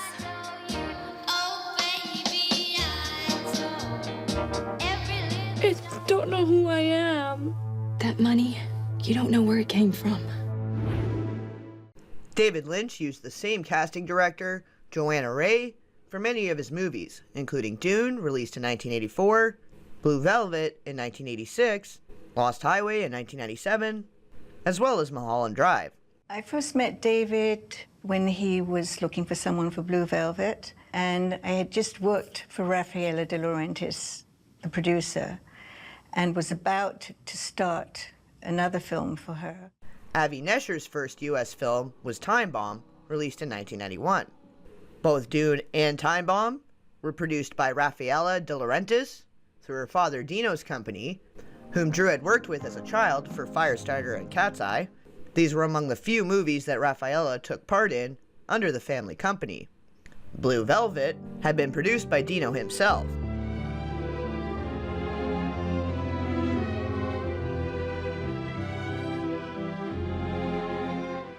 And it was Dino who invited Nesher to come and make films with him in the US after seeing his European film, Rage and Glory. Doppelganger was Nesher's second film made for the US, and although it wasn't produced by the De Laurentiis family, it was very likely that Dino had pressured Nesher to use Drew as the lead, in the way that the character Adam Kesher is pressured to use a specific actress for his film. Was the lead actor or actress decided on for David Lynch by De Laurentiis? Look, where's this going? What do you want me to do? There's sometimes a buggy. How many drivers does a buggy have? One. So let's just say I'm driving this buggy. And if you fix your attitude, you can ride along with me. Okay. I want you to go back to work tomorrow. You were recasting the lead actress anyway. Auditioned many girls for the part. When you see the girl that was shown to you earlier today, you will say, "This is the girl." The rest of the cast can stay. That's up to you. But that lead girl is not up to you. Did Lynch feel like he had lost control and ownership of the early films he had delivered under contract with Dino? This is fairly common in the entertainment business, especially with regards to a legacy actress like Barrymore.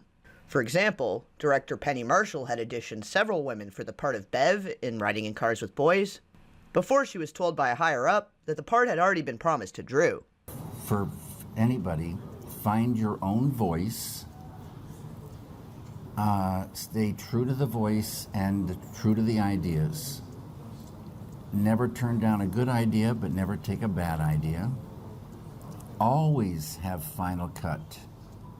Insist upon final cut. If whoever these people are that are giving you the right to make this or funding it, they have to trust the filmmaker to, make the film the way he or she wants it made. The same way with all the arts. You have to have freedom, and you need support from the people you work with, and you should have fun in the doing. You should go down the road with like a family, working together and enjoying the work. And if you have so much stress on the set and pressure, and it just makes it that much harder for them. If you have a great feeling and a feeling of not so much pressure, that you have time to get it right. This feeds them and makes them feel very, very good, and they can make it real on a deep, deep, deep level that way. It's very important, so important for the work. Mulholland Drive seems like both the conception and birth of the experiences Lynch had coming into Hollywood, as well as his observations of how other directors, actors, and actresses have to compromise and or sell themselves out in order to make it in the business, rather than it being just an obscure fantasy film full of nonsense, which a lot of his films seem to be at first. And if you're thinking about making money, that's another whole thing. Then it doesn't matter if you don't have Final Cut. You're going to get your money, and if that's the only thing you're interested in, then I don't, wouldn't want to even talk to them. David's whole speech about starting off in the business seems like a dig at Dino. By the 90s, the De Laurentiis group of companies were going belly up. Many of their last films tanked, with Dino still refusing to give up control of the company and delegate the supervision of the various departments and decision-making in his old age.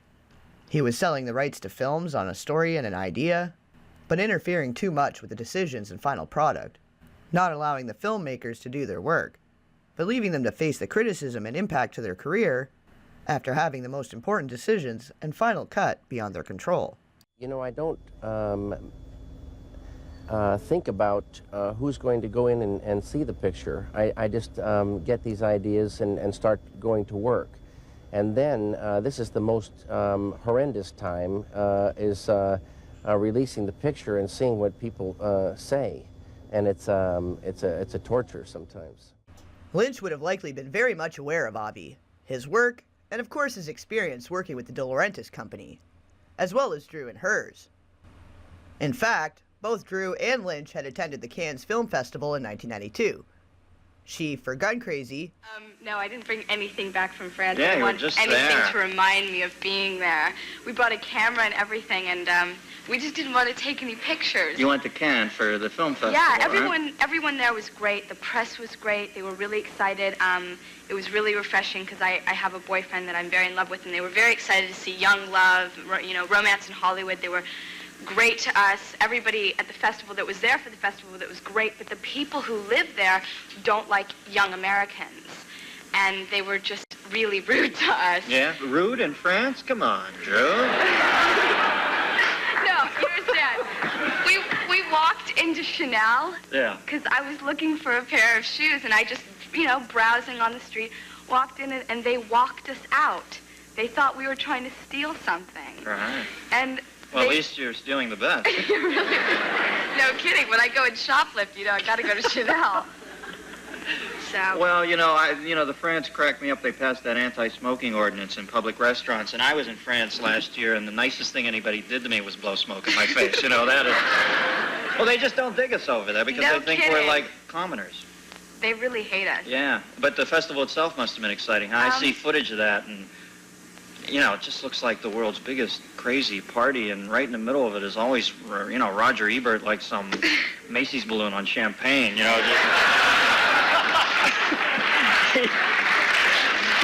is into that, right? Was it fun, the partying and all that? Yeah, it was really exciting. I only really went to one party because I was working so much while I was there that by the time the nighttime came, I passed right out. I was so tired. So I went to one party, and it was different. Jerry Lee Lewis was playing live, and he's allowed back in Europe. I guess so. Yeah. I saw a few people I knew, and that was about the most fun I had. Yeah. You were over there for Poison Ivy? Actually, I was over there for Gun Crazy, a film I have coming out in the fall. Oh, well, let's take a break and we'll talk about Poison Ivy first, then you can fill me in on Gun Crazy. And he, for his Twin Peaks prequel, Fire Walk With Me. About the last 7 days of Laura Palmer. I had the impression at the end of it that what I'd been watching was perhaps an American nightmare rather than the American dream. Can you comment on that for me? That's a good impression that you got. It was likely the two met, or in the very least crossed paths during the several day-long festival. It's difficult to know for sure what Lynch is trying to say with these possible references. Was he jealous? Was it a nod of approval for Nesher's entrance into the sci-fi fantasy/horror genre? Was he mocking both the De Laurentiis company and Nesher? Was this David's perception of Dino in his final years? A shriveled vegetable giving orders, not doing much of anything else? Good afternoon, Mr. Roque. Her name is Camilla Rhodes. The director doesn't want her. Do you want him replaced? I know they said. Then? There is an interview with Dino from 1986 during the promo tour of Blue Velvet, where he mentions that some of the directors do get more creative freedom. Whether this includes complete freedom in all areas, such as casting or not, who can really say? Now, I think of you, and I think many people think of you as Mr. Big in the movies, a mogul who's on the phone smoking a cigar. You know, my girl will call, your girl will take a lunch. I mean, do you really live like that? Well, I can smoke cigar, yes. I can talk at the telephone, yes. But in making movies is different to smoking cigar and talk at the telephone. You have to deal with the people like artistic people. When I deal with the people like Blue Velvet, what I do? When I talk with David Lynch, I say, what do you want to do, Blue Velvet? Okay, do it. And do it in your way, completely freedom. Because when you deal with director like David Lynch or Bruce Beresford or Federico Fellini or whatever, you must give them completely freedom to do whatever they want. If not, no reason to choose people like David Lynch or Bruce Beresford. If so, perhaps Lynch was poking fun at those who were not allowed to make as many of their own decisions. Only Lynch himself really knows, but I'm looking forward to hearing what you guys make of it. Doppelganger does have some very Lynchian moments, and the ending leaves you in a similarly confused daze. Dr. Heller, hi, it's me, Holly. Listen, she's back. She's back in LA. I don't know what she wants now.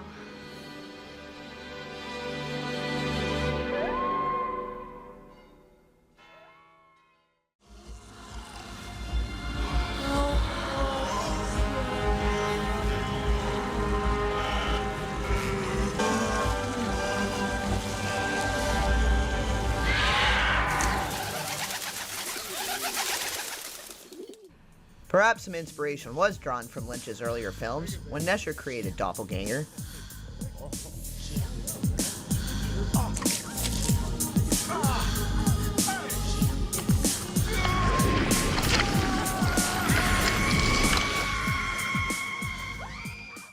And it's possible that Mulholland Drive was just a simple nod of recognition. If you have a theory or opinion on this, feel free to share in the comment section below. To go a little deeper, Mulholland Drive was dedicated to the memory of David's assistant, Jennifer Seamy, who had died in a car accident April 2nd, 2001. She was under the influence of alcohol, cocaine, and a combination of prescription meds that she'd been given after her baby was delivered stillborn at 8 months. Groupies, yeah. Yes. Groupies. John and Nicole are driving in my car. Okay. Groupies. What do you always say? Say like, you know, So, whatever you want. Say rubber, Brooklyn's in the house. I'm gonna meet you guys This is back. Marilyn Manson, and See, why you gotta do that for? And this her. You hate me? Fuck you. whatever Dominic likes, I support because Dominic is the shit. No. Thank you very much. No. You are a groupie. He would fuck You are a my ass groupie. Before you ever would touch You me. are an anal queen. Standing over him. She's a nice lady. She's an anal queen. I'm a lady. I'm a girl. The baby's father was Keanu Reeves, and at the time he refused to comment, understandably so. In later years, he said he found it extremely difficult to cope with the loss, but claims that he honed his grief for his John Wick performance, who suffers a similar loss.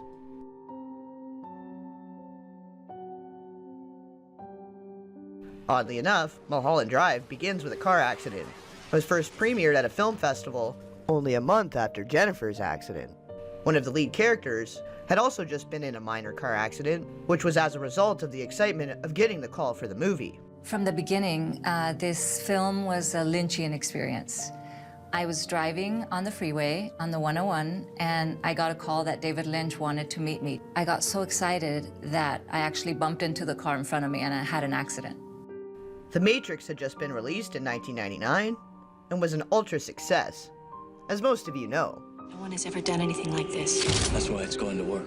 Sounds kind of like the plot of Rosemary's Baby to me, but I'm probably overthinking it, and we're getting way off track here. Nesher admits he came to the US to explore the sci-fi slash fantasy slash horror thriller genre, but that in Israel, where he was a well-known filmmaker, the audience would not be so receptive to such material as consumers in the Western world. He was likely already very much aware of Lynch before coming overseas and working in his vicinity. I could go much deeper on Nesher and his experience with being reprogrammed during his service in the Israeli Defense Force, and how it served as inspiration for his first film with De Laurentiis, which was Time Bomb in 1991. But I'll let you guys explore that rabbit hole on your own. Okay, I do have a few more strange parallels to mention, and then I promise we'll move all the way on. Drew has considered Winona Ryder to be a rival throughout her career, as they were often competing for the same parts, with Drew losing out on roles that she believed were meant to be her comeback. As Alyssa Milano and Drew both mentioned, Beetlejuice, directed by Tim Burton in 1988. Drew had also tried out for Heathers, starring alongside Christian Slater and Shannon Doherty, as well as Great Balls of Fire, starring Dennis Quaid, about the controversial life and times of Jerry Lee Lewis, and his marriage to his preteen cousin, both released in 1989. Well, hello, girls.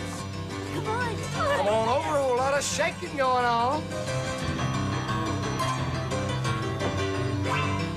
Well, don't be afraid, little girls. It's all with me, Jerry Lee.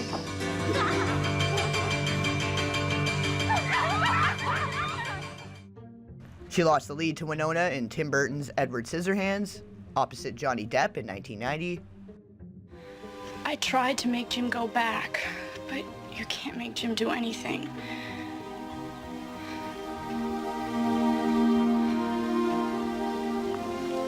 Thank you for not telling them that we... You're welcome. Again for Dracula in 1992, alongside Keanu Reeves, Anthony Hopkins, and Gary Oldman. Winona had apparently brought the story to Coppola's attention and was already decided on for the part, but gave all these other actresses hope, and again, wasted all of these people's time for no reason. Where Drew is getting small parts or leads in low-budget movies and directorial debuts because of her time away and the reasons, so she was having to earn back the industry's trust and admiration.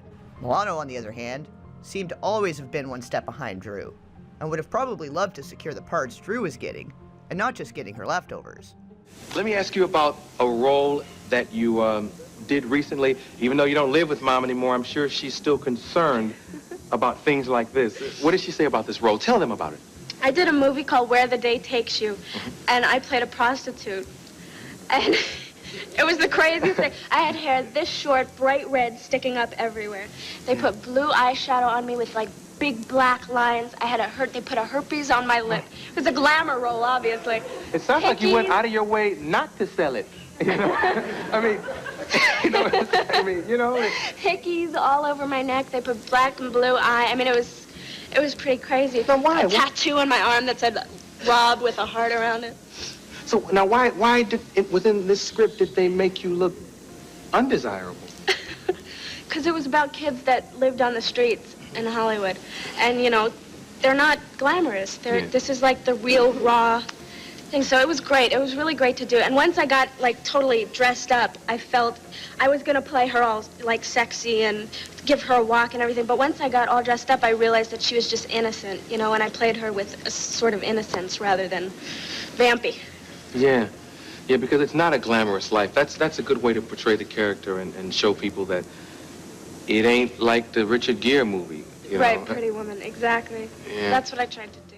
Where Drew coveted the parts Winona was getting, and would have jumped at the opportunity to take her place in a sequel of any of the aforementioned Winona hits, such as the struggle between the blonde and the dark-haired characters in Mulholland Drive. The film they were casting for in Mulholland Drive was called The Sylvia North Story, which most believed to be a reference to the film Sylvia from 1965, where the character is named Sylvia West. The lady is Sylvia West. She grows prize roses for hobby. The future Mrs. Frederick Summers. Congratulations.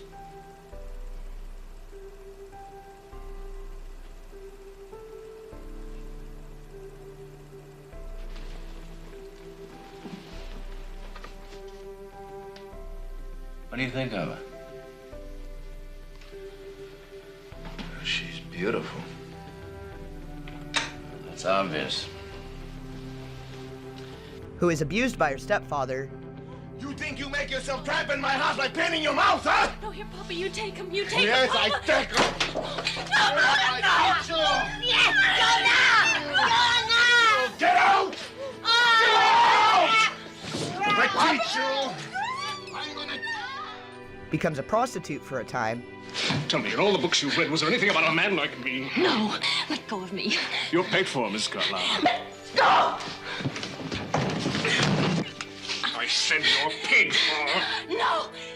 But later becomes a successful poet. Oh, don't mind him, Miss West. He always stares at poets. Well, it's just that Miss West doesn't look like a poet. Oh?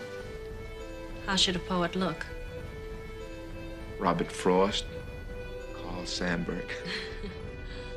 Lynch is known for his layers, so this was likely an intentional clue, especially since he also made sure to mention actress Rita Hayworth, who was abused by her biological father and went on to struggle in her relationships with men and was married and divorced 5 times. That's much better. Thank you. Thank you. Calling the movie the Sylvia North story seems like it also may have been a reference to the Amy Fisher story, where both parties are kind of taking advantage of each other, with the older man, younger woman dynamic, thus calling attention to both Drew and Alyssa Milano, as well as Fisher as examples.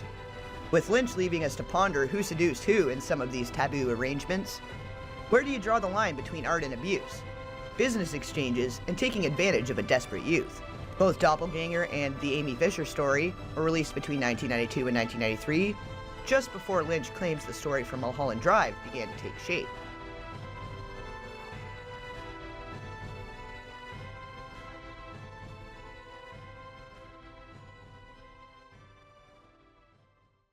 Overall, Mulholland Drive showed the struggle and pressure of competition put on young celebrities of the same caliber, with a similar look and overall demeanor, and how far they're willing to go, what they're willing to do to make it in the industry, and what can otherwise happen when they're chewed up and spit out, or just give up. What makes Lynch an artist is his ability to leave so much up for interpretation. He puts all of these little hints and clues in his movies for a reason, and the parallels we see on the surface do seem to align with what he was observing in his real world. Lynch had even gone so far as to cast struggling actors and actresses, all 3 of the lead admitting that they were on their last breath in their efforts to become a movie star. So I literally got off the plane and went straight into Joanna Ray's office, t-shirt and jeans, no makeup, nothing, rushed right there. Had no knowledge of what the part was or anything about the script.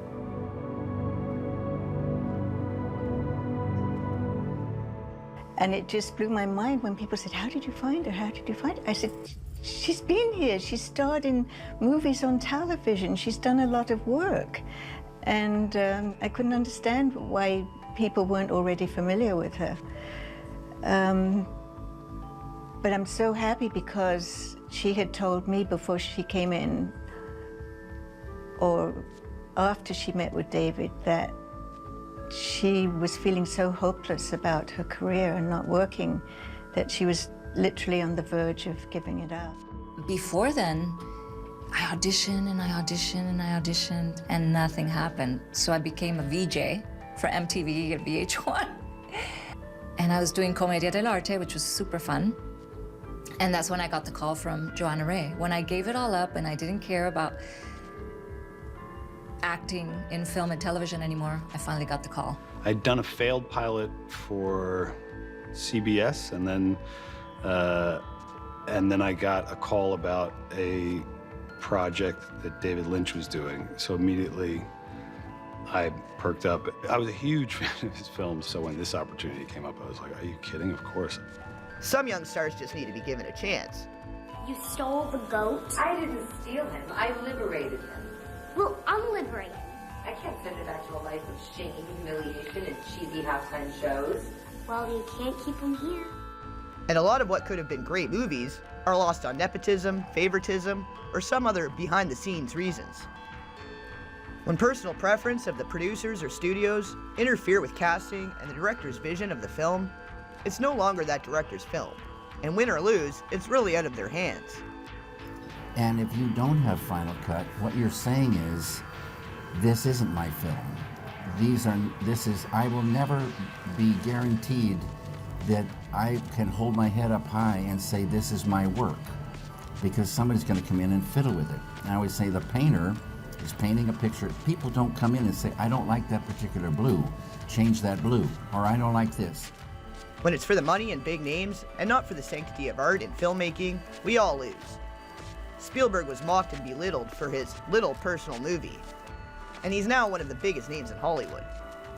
Would E.T. have touched all of our hearts and become such a staple in the homes of almost every family in North America if performed by recognizable faces? Oh my God. Now, the director of Back to the Future, among other hits like Jaws and E.T., is one of Hollywood's finest, Steven Spielberg. He's also the creative consultant to the new Universal Studios Florida. Hey, they got the best. And Richard had the pleasure of speaking with him. Yeah, hang on. Thanks, Renee. Certainly throughout so many of those pictures that you mentioned, so many of us in the audience have rediscovered that sense of joy, wonder, even terror that we had as children. And the man responsible throughout so many motion pictures for rediscovering the feelings we had when we were younger, the true, honest feelings of what it's like to see something for the first time, is my guest right now. And I'm certainly very honored to be talking to Steven Spielberg. Thank you very much for being with us today. Nice to be here. Are you a happy guy? Yeah, generally. Yeah? Most people would think you're on top of the world, top of your profession, gobs of money, you're well-liked. What makes you happiest right now? I guess looking forward to the next project. I mean, my happiness is really completely interconnected with the leapfrogging I do as a movie maker. And that's been recently and totally upstaged by just my happiness as a dad, which is a new experience for me. 3.5 years old, but a new experience for me. Is that going to influence your movies at all? Well, I don't think so, because before I had a son, I was making movies. I was sort of fathering many stage kids along, and a lot of pictures that involved children and children's stories about their points of view. So I feel like I've been a dad for many years, and then it finally happened for me for real. Even a dad to many adults who discover that sense of wonder again that like they were when they were children. Michael Jackson said that when you watch a Steven Spielberg movie, you feel loved. Is there a sense of spirituality at all that you have that you communicate through your films? Well, if there is, it's certainly not something that I do, on purpose. I don't consciously deal with that. I think filmmaking is truly something that happens inside here. It's real filmmaking is not something that is where you combine formulas and mix methods, but it's just expressing yourself without knowing what you're really expressing. Doppelganger was a straight-to-video release in the US, and its earnings are unknown, and it mostly went unnoticed. If nothing else, it served as a symbolic killing off of Drew's mother and the monster within herself that her mother helped create. Drew's character being the duality of opportunistic evil and chaotic good, and it seems her good side has won. Doppelganger is a whole mystery unto itself, and there's not been as much discussion and dissection of this film over time as there has been with Mulholland Drive. There is more of an explanation for what's happening in Doppelganger, but visually, especially at the end, the mystery still remains. Nesher had completed the process of deprogramming himself, and perhaps this project was his attempt to help Drew deprogram and rediscover herself.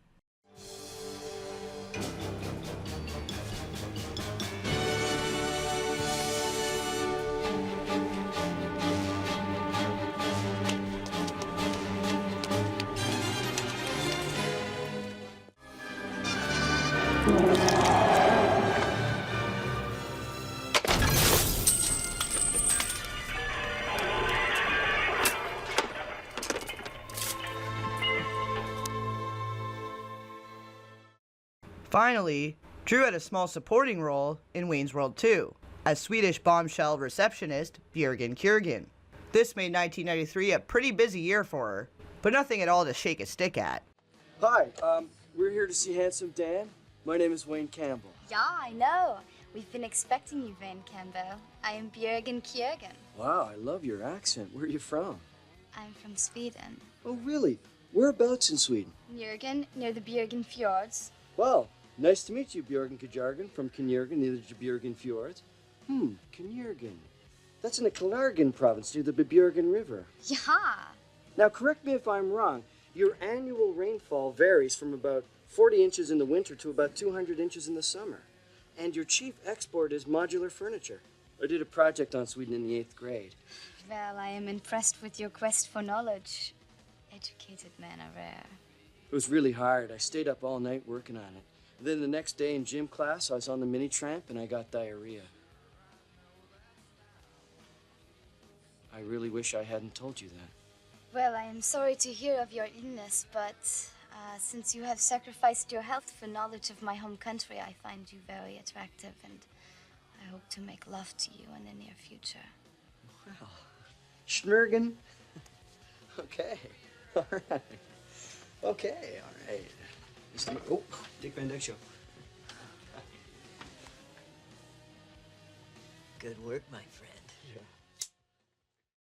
Finding it ever more difficult to find her place in the film world, and in her teenage cloud of drugs and alcohol, she'd been programmed to use her body rather than her natural spunk and talent. Coming into the mid-90s, Drew's career had nearly grinded to a halt. It created suspicion and angst and anxiety amongst people who make movies. Are we going to have a bad experience? Is this little girl going to all of a sudden go get drunk and then we're going to have to shut down our movie for two? You know, we just had a hard time. And the career kind of screeched to a halt for a couple years there. As luck would have it, Guess Jeans was in hot water and looking for a fresh face to win back the approval of the public after they were found to have contracted underground sweatshops that were discovered in LA. They reached a settlement with the affected employees, and Drew couldn't be happier to represent such a well-known and highly publicized brand. Photographers clamored for her. Put on makeup and hair and model. I mean, we all do it in front of the mirror. At least I admit it, I do. You've certainly departed a lot from the image that you had as a child. I mean, right now you're doing the Guess Jeans ads. Yes, I am. We actually have that photo here. If we could put it up. Can we see that? There we go. Ow! Ow! Ow! Ow! Help me out here, Andy. Ow! Ow! Ow! Wow! Wow! Ow! Ow! Ow! Drew, I'm sorry, but it's on the cue cards. I have to do as I'm told. You want to do a little bit of hair? In May, Drew's ego got another boost when she was named the next Guess Jeans girl. I remember her getting the phone call in the kitchen. She screamed a lot on the phone. But this was it was a big moment. I mean, that's like every person's fantasy, is to dress up and put on makeup and hair and model. I mean, we all do it in front of the mirror. It served a purpose beyond my dreams of saying, here's Drew Barrymore. Look how gorgeous she's become. What are you doing now?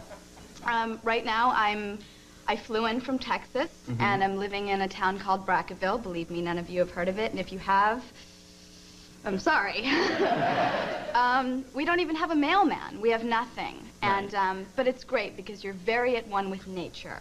And this is, what are you filming in Texas? This is Brackettville, Texas. Sounds like a charming place. I forgot to tell you why I was there. I'm there because I'm shooting a Western, a female Western with me and 3 other lovely ladies, Annie McDowell, Mary Stuart Masterson, Madeline Stowe, and I think it's going to be really exciting. Yeah, that sounds neat. Yeah. Is it a problem living in Brackettville, Texas? You're obviously used to all the amenities of... Well, I'm used to a big city and everything, but like I said, I mean, it's beautiful. You know, they gave me this convertible to drive, and, you know, it's very funny looking. They gave you a convertible? Well, the rental company did, and, Just want to get clear. Well, it didn't have like a big bow. It didn't have a big bow on it or anything. Oh, okay. This is what you get while you're here, and, you know, I sort of cruise on the open roads, and it's amazingly beautiful, and I'd like to live out in the country someday, so. There's nothing you miss about... 7-Eleven. I miss the 7-Eleven. All right. Don't we all? Don't we all? Seen him in a Wild West show over in Del Rio. Best trick rider I ever seen. Is that a fact? Well, how'd the daughter of a trick rider wind up working in a parlor house? He died. The show died with him. He came up to me to pay off his debts. Boy, you daddy's sweet little girl.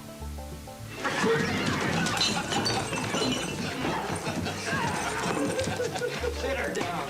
Sit down.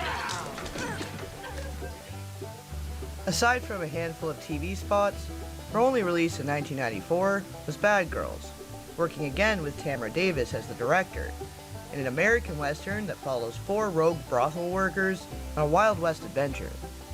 Paid for a goddamn birthday kiss! I'm gonna get one! You touch her again, you're a dead man.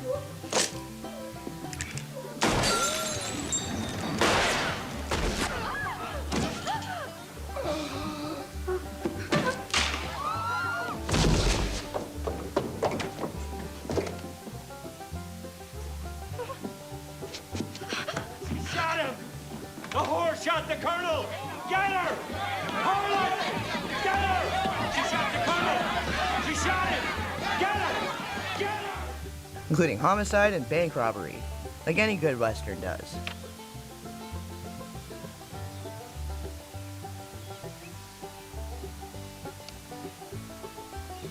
Yeah, that's me, all right. Drew shared the foursome lead with Madeline Stowe, Mary Stuart Masterson, and Andy McDowell. How dare you cast such lewd and salacious aspersions upon my person? But that might be interesting. Eileen, you don't gotta whore yourself with the first old fart that comes along. Silly child. Trash, the both of you. Ah, Lily. And was reunited with James Legros. Why don't you just let me go? Supporting roles were filled by Robert Loggia and Dermot Mulroney. My name's McCoy, Joshua McCoy. Where are you headed, Mr. McCoy? I'm a prospector, see? These hills are too picked over. I thought I'd make my way up north. I've seen prospectors. You don't look like a prospector. Oh, I am. Lily could ride, and Drew had to learn to, you know, learn to ride so that Lily could come to life, which was very, very difficult because I couldn't even mount the horse when we got there. But she came on, I think the youth really worked there too, you know, she came right on and mastered it. She looked the coolest, actually, Drew, to her credit. She just always looked the coolest. She always like could draw and look sexy. I was like, man, what are you doing? How do you get away with it? The studio decided the film wasn't turning out as they had planned midway through production, and Tamara was replaced as the director by Jonathan Kaplan. You were let go reportedly for bringing too much of a feminist approach, which sounds absurd, given that it was a female-driven Western. Is that what? Can you tell us anything about that? You know, I think that nobody ever sat me down and said, this is why you're taken off this movie. And I feel like that's like, it literally was like, we're crushing you. It was so hard. You know, a feminist, non-feminist film about women who can do the same thing as men. It's not about feminism, it's about equality, which I love. You know, I'm not a feminist. I don't believe that women are better than men. I don't believe that men are better than women. I believe that we can all do our part in the world. So to do a film about that and to been trained in cowboy camp for 3 months and to go through the paces that we did and do everything that we went through to do this film, I think it came out, and the struggle is so honest that, you know, and we do our own stunts and you see us doing all these things that, you know, traditionally men do in Westerns. I think it's a nice change of pace. I definitely heard, like, you know, the feminist Western, and I would argue back saying, like, why is that such a bad thing? Like, finally, show one version of the Western where it's from a female's point of view. We'd like to see, you know, I think that, are we finally ready to see that view? Yeah, so I'll never really know, but I feel like those are the kind of movies we do need to make. Well, you've said women should be able to direct stories about men and vice versa, men about women. But was it especially troubling on Bad Girls when you were replaced by a man? Oh, totally. Yeah. And also I had a female DP. She was replaced. Yeah. The budget went from $16.5 million to $20 million, and after some script edits and reshooting, the film was finally released on April 22nd, 1994. You about Bad Girls. Great title. I haven't seen the film yet, but it just sounds like a movie I would want to see. Bad Girls. Just one that's like Reform School Girls. You have to go see You that. Do. Now, what is it about? It's a Western. It's in the Old West. It's a Western, which is a dream come true because I never thought that I'd get to do a Western. I mean, traditionally, this is what men do. And so the fact that us girls got to go out there and be cowboys was the greatest. And these women, I got to work with these Well, that is beautiful... acting, being a cowboy, yeah. Yes, Yeah. oh God, the things we had to go through too. I mean, shooting a Western is definitely not easy. I have a lot of respect for it now, and I got to be with... Now, what is the idea? Is it sort of like the feminist Western, these kind of girls, gunfight at the... I think it's feminist, but I think what's more important is it's about equality. It's about women can do the same things that men can do, not that they're better, because I don't believe that. Right, so. right. No, I know what you're saying. But I mean, it's sort of... It's a film that, in another time, this would have been 4 or 5 guys, except now it's just 4 or 5 women, and it's just the same kind of role. And it's cool, you know, we're out there in the dirt and, Shooting guns? Shooting guns, riding horses, roping, wagons, everything, you know. It's all right, let's take a look. We have a clip there. here. What's this clip we're going to see? What's this scene? Oh, there's a cowboy. Actually, I don't really look like a cowboy in this scene. This is me trying to seduce the deputy because we're trying to spring Eileen, which is Angie McDowell, out of jail. First, they hurt me right there. Mm. And then, they hurt me right there. Man, those may be severe injuries, but I don't see any marks. With mixed reviews, and just barely recovering the initial budget, it was clear the world was not ready for an all-female-led action film, of the Western variety at least. Or perhaps the gratuitous female eroticism, in exchange for female empowerment, was not what the audience expected. Up to this point, largely due to her wild lifestyle, the drinking and drugs being her only true love, Drew never remained in any sort of relationship for very long, which continued into her first marriage. In March of 1994, at 19 years old, she married 31-year-old bar owner Jeremy Thomas, after a long night of partying. She was a regular at his bar, The Room, and after only seeing each other for about 6 weeks, they found a 24-hour minister and became wed around 5:30 a.m. While the difficult production of Bad Girls confirmed Drew Barrymore's determination, the rest of 1995 became a testament to Drew's spontaneity. On March 20th, just after 2 a.m. in a dark alley near Hollywood Boulevard, 19-year-old Drew Barrymore asked 31-year-old Jeremy Thomas to marry her. The couple had been dating for 6 weeks. Like the courtship, the wedding itself was far from traditional. It took place in Thomas's dimly lit Hollywood bar, The Room, and the service was performed by a psychic private detective minister from the Los Angeles Yellow Pages. I'll say this, it was very, very early in the morning. We were very tired at that wedding. And congratulations, you just got married. That's very exciting. Yes, I did. How long did you guys go out? Very short time, actually. Very, very short time. We sort of dove Like what right short? into it. About a month and a half, something like that. Yeah, but you knew him before, right? Yeah, we've known each other for about 2.5 years. Oh, that's okay. Yeah. So that's the best way. You be We didn't friends just and- meet, but yes, Yeah. we just started going out. I know you didn't do a big ceremony thing, right? You just sort of got married. Very, very mellow and low-key. Yeah. When I was little, I thought that I would want, like, you know, the big wedding, and No. I found out that's not me at all. Oh, you don't like that? Perfect, no. So did you get, now he owns a bar, right? Or a couple of bars. Did you get married at the bar? Was that what it is? Oh, okay. Yeah. Behind the dumpster out back? I mean, what was the... No, that's where I proposed to him. Oh, really? Oh, you did the proposing? Well, yeah, we sort of proposed to each other. Come on. I don't even you both sort of proposed. How did that happen? Well, it had been coming up, you know. Like, who brought it up? Well, first he did. Oh, he brought it up first. Yes. Okay. Yes, he did. So what was your initial reaction when he brought it up first? I was scared. I was scared. Yeah. Because I wanted to, and Yeah. that's what scared me. So we thought about it, and we just talked about it, and we just said, let's do it. So what's the scary part? The scary part is knowing that you have to be completely selfless, you know, and Yeah. that you're in love with this person and you're going to make the ultimate commitment to them. So where did you guys, how did you get married that night? Yes. Oh, you did it that night? So you proposed, and then waiter, send a preacher, I mean, how did that? Yeah, basically.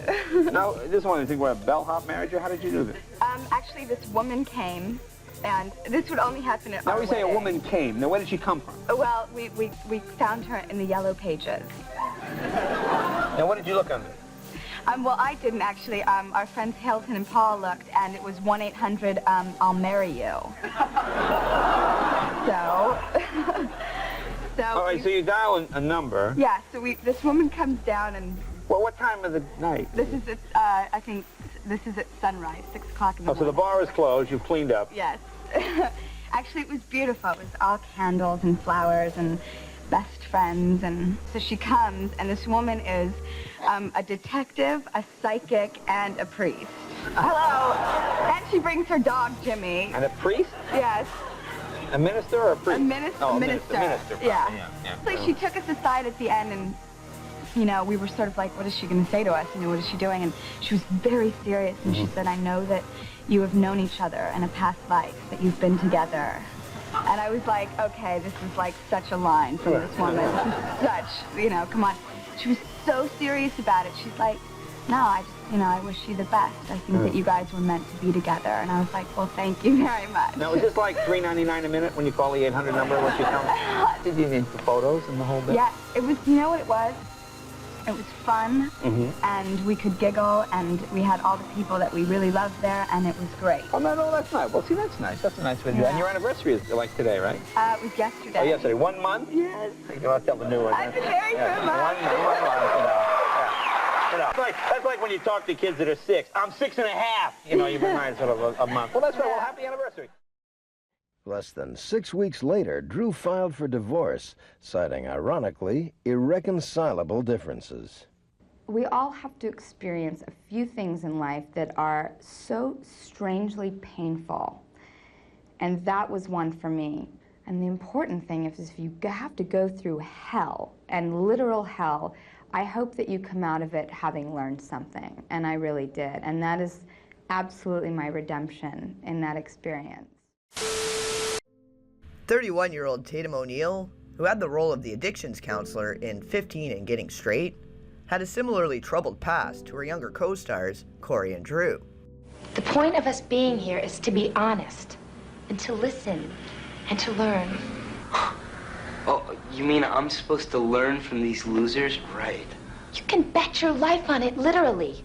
We're a 12-step program here, and we really care about each other. I don't mean to rag and bag on you, Jeff. Keep an open mind, okay? Welcome, Jeff. Although she had remained sober while caring and raising her children, the tug to escape was never far behind her. Between 1992 and 1994, she too was having a lot of relationship woes, and her high-profile divorce from pro tennis player John McEnroe filled the newsstands. I'm going to try and summarize this the best that I can, but it's a pretty loaded story all on its own. It also has very close ties to Drew's story. Tatum was also born into the Hollywood whirlwind of indulgence, excess, hypersexualism, and overall abuse and neglect. She was basically left to her own devices after reaching childhood stardom. Same as Drew. Lady, you made a mistake. Huh? I gave you $4.75. But I give you a $20 bill. You give me a 5. No, ma'am, it was a $20 bill. Her father was too busy partying and chasing tail, while her mother misused pain pills and amphetamines, combining them with alcohol. Her mother was committed to a psychiatric rehab facility just before Tatum appeared in her debut film alongside her father, Ryan O'Neal, called Paper Moon, released in 1973. And if you ain't my pa, I want my $200. I want my $200.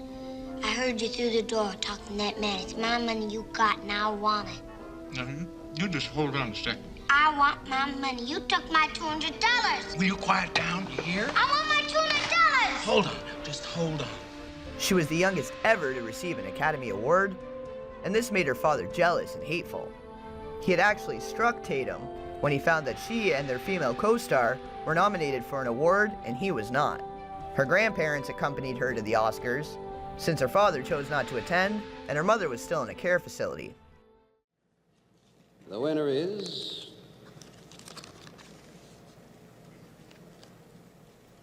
Tatum O'Neal.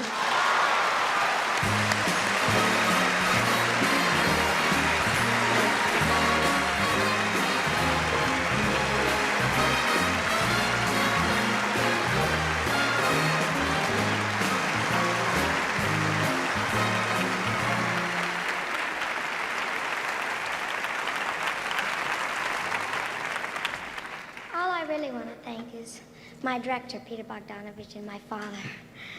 Thank you. He soon got over his disappointment in himself when he realized all the benefits that came with being the father of an Academy Award-winning daughter. He embellished his support and involvement in her success and used it to his advantage. He then purchased a beach house in Malibu and a mansion in Beverly Hills. 9897 Beverly Grove Drive, in fact, which was once occupied by John Barrymore Sr. Collection of curios individually gathered. No, this is not he. This is your narrator seeking an interview with this fabulous star of stage, screen, and radio. This super humorist who laughs at the world's follies and his own. Oh, cameraman, how are you? Good morning, Mr. Barrymore. It's very nice to see you. We came out to see your, my profile? The great profile? Well, not exactly. We did come out to see your trophy room, though. Shall we go down there and take a look? Yes, my profile isn't on that. But there are several other antiques which will intrigue you. Fine. Come on, let's go. Ed. In the fall of 1973, she went with her father Ryan to London, where he'd be working with director Stanley Kubrick on Barry Lyndon, released in 1975.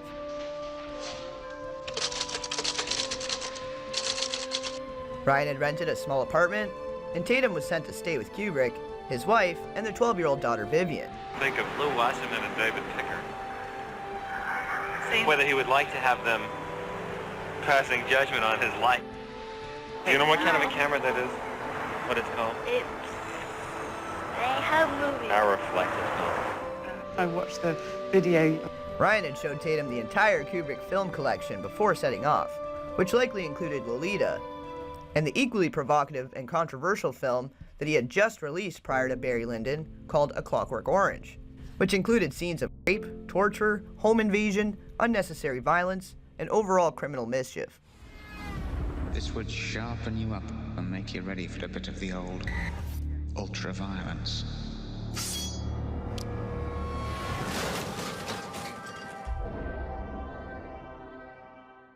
The two girls were already at odds with one another naturally, but 9-year-old Tatum was subjected to constant belittling and comparison to 12-year-old Vivian, which divided them further. Ryan allegedly saying that Vivian was so beautiful, so graceful, so funny, so smart, and that Tatum was just a silly little girl. Over the course of her stay at the Kubricks, Vivian had allegedly become enamored by Ryan, who at this time was in his early 30s.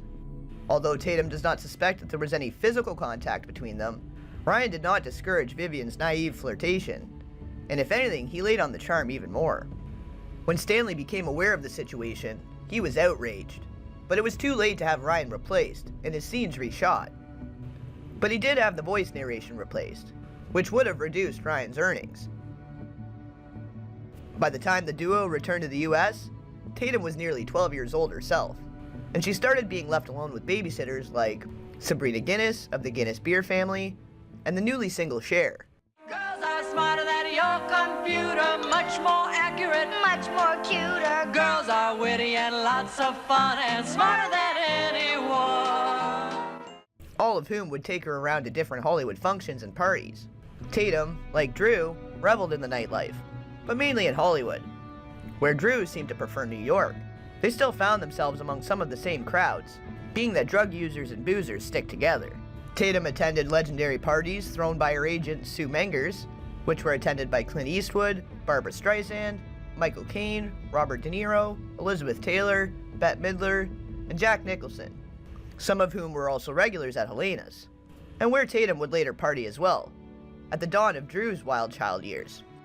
Tatum claims to have been with Cher on January 23, 1975, the week after she left Sonny, and on the night that she met Greg Allman, which was at the Troubadour, where he was playing with his band, which, oddly enough, was only about a month before Drew was born. Whether Jaid was still working at this time or not is unclear, but very, very same crowds. Oh, I just got an invitation through the mail. Your presence requested this evening. It's formal, a top hat, a white tie, and tail. I'm putting on the top hat. Tie number white tie, brushing off my tails. This was around the time that Tatum was photographed at the premiere of Tommy in 1975, and the stirrings had begun of her wild child phase, that she was out looking for trouble, same as Drew would only a decade later.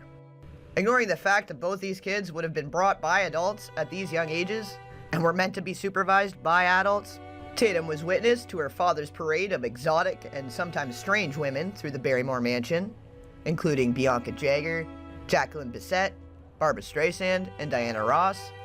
Drew likely had a similar experience, except with her mother and men, and with far less space to escape the sights and sounds.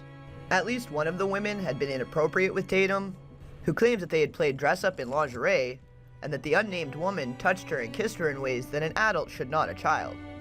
Drew is left with many random babysitters too, Jay Leno being one of them, not accusing him of any wrongdoing. I'm just going off what we know as fact. He does admit that he was a random that rolled into town on a motorcycle looking for a job, and he ends up looking after a little girl. That obviously speaks volumes to her judgment of sitters, before Drew could even understand or be able to verbalize what had transpired while her mother was gone. Whether or not they were all sleeping with her mother is irrelevant. When you leave your kid alone with that many random strangers, something bad is bound to happen to them along the way, with the odds increasing with each passer through.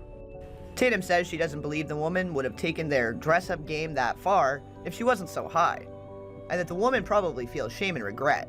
We know most of the adults around Drew at the time were of the same breed as those Tatum was surrounded by, all of them partying, using cocaine, LSD, and other mind-altering substances, along with alcohol.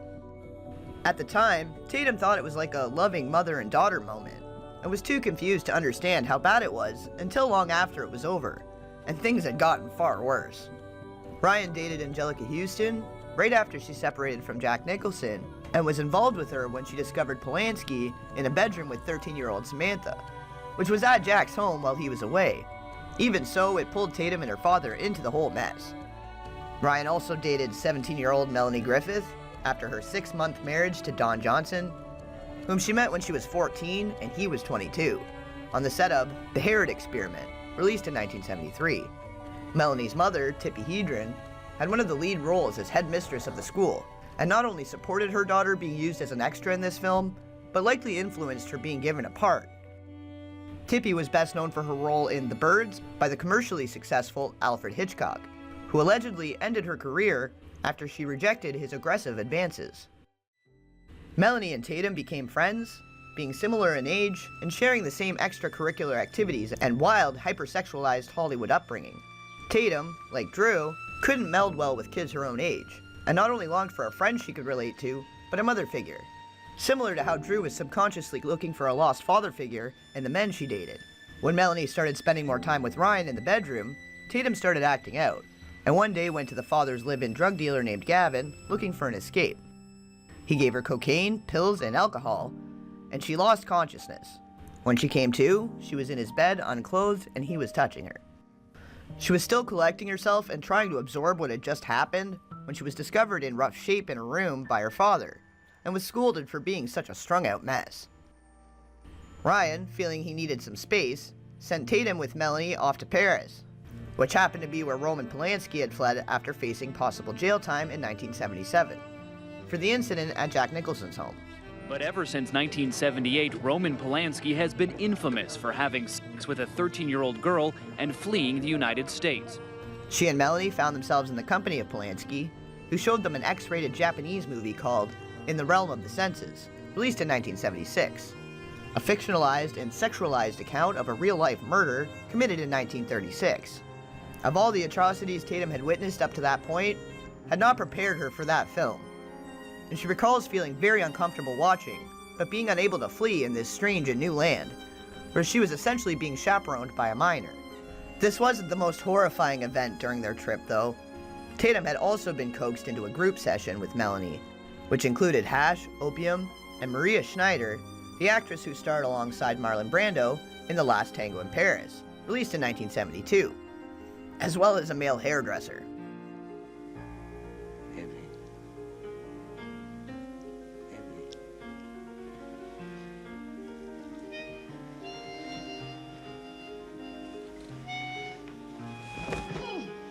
I'm a Red Riding Hood, and you're a wolf. Last Tango was an exotic drama with a controversial rape scene that wasn't included in the script when Maria had agreed to do the role. She was too young to realize her rights as an actress, and that she should have called her agent and lawyer to protect her interests. In 1976, she stood up for herself and left the set of Caligula due to its subject matter. She then checked herself into a mental hospital. Her contract was terminated, and she was replaced by an actress willing to do the scenes, showing how devalued she was, and that they just wanted someone that would sell them their body. Maria had spent the remainder of the 70s using drugs and alcohol to escape. She had overdosed numerous times, but was able to be revived. She had also made attempts on her life. In a 2006 interview, she recalls feeling humiliated and traumatized during the last tango scene. Although it was simulated and was shot in one take, she confessed that she was still working through the negative impact it had on her life and career. Maria passed away of breast cancer in 2011, and director Bertolucci finally spoke out on the matter. He both stated that she wasn't mature enough to know what was going on, but that she knew what she was getting into, and that the scene had been in the original script, but that the use of butter as lubricant was improvised in the last moments before shooting. Later, in 2013, he said he purposely did not tell her about the scene so that he could generate a more realistic reaction from her while filming. Brando added that Bertolucci had also wanted there to be actual penetration during the scene, but even Brando felt uncomfortable with this. Poor Maria. She died 2 years ago, I think. After the movie, we really didn't see each other because she was hating me. The sequence of the butter is an idea that I had with Marlon in the morning before shooting it. But I've been, in a way, horrible to Maria because I didn't tell her what was going on. Because I wanted her reaction as a girl, not as an actress. I wanted her to react, and she felt humiliated. If it goes on, she shouts, no, no. And I think that she hated me and also Marlon because we didn't tell her. She had no family to help her or protect her, but by the 80s she had cleaned herself up and managed to find her way back to film. With incidents like the evening with underage Melanie and even younger Tatum, surely haunting her for the remainder of her life. Parce qu'on fait toujours exister une femme par rapport à un homme, par rapport à un couple. Et, comme partout, ce sont les hommes qui ont le pouvoir au cinéma.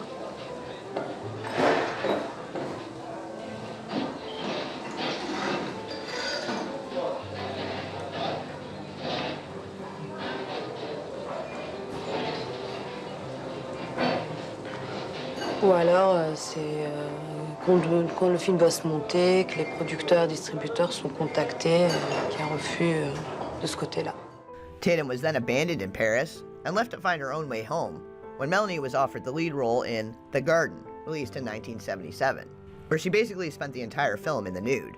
When Tatum finally returned home after days of getting lost at foreign airports and sleeping on benches, she relayed the entire series of unfortunate events, starting with the incident with her father's drug dealer. After divulging everything to her mother, it was quickly relayed to the grandmother. To Tatum's shock and dismay, she was accused of being jealous of Melanie and having feelings for her father Ryan, and questioned if she had tried to seduce him as well. The events were reported back to her father Ryan, who turned cold towards her, and the family consensus was that she had willingly brought all of it on herself. Let's definitely not hold the adults responsible for giving drugs and alcohol to a minor, which led to the precarious situations to begin with. There are several questionable film roles she participated in throughout her adolescence, taking advantage of her parental void and trauma to evoke a striking performance for the sake of the art. Similar to Drew's role in Poison Ivy, Circle of Two, released in 1980, was about a relationship that forms between 16-year-old Tatum and a man in his 60s.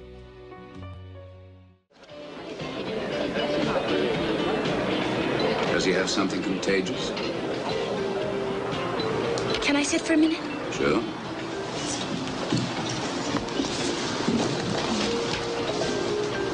May I? Sure.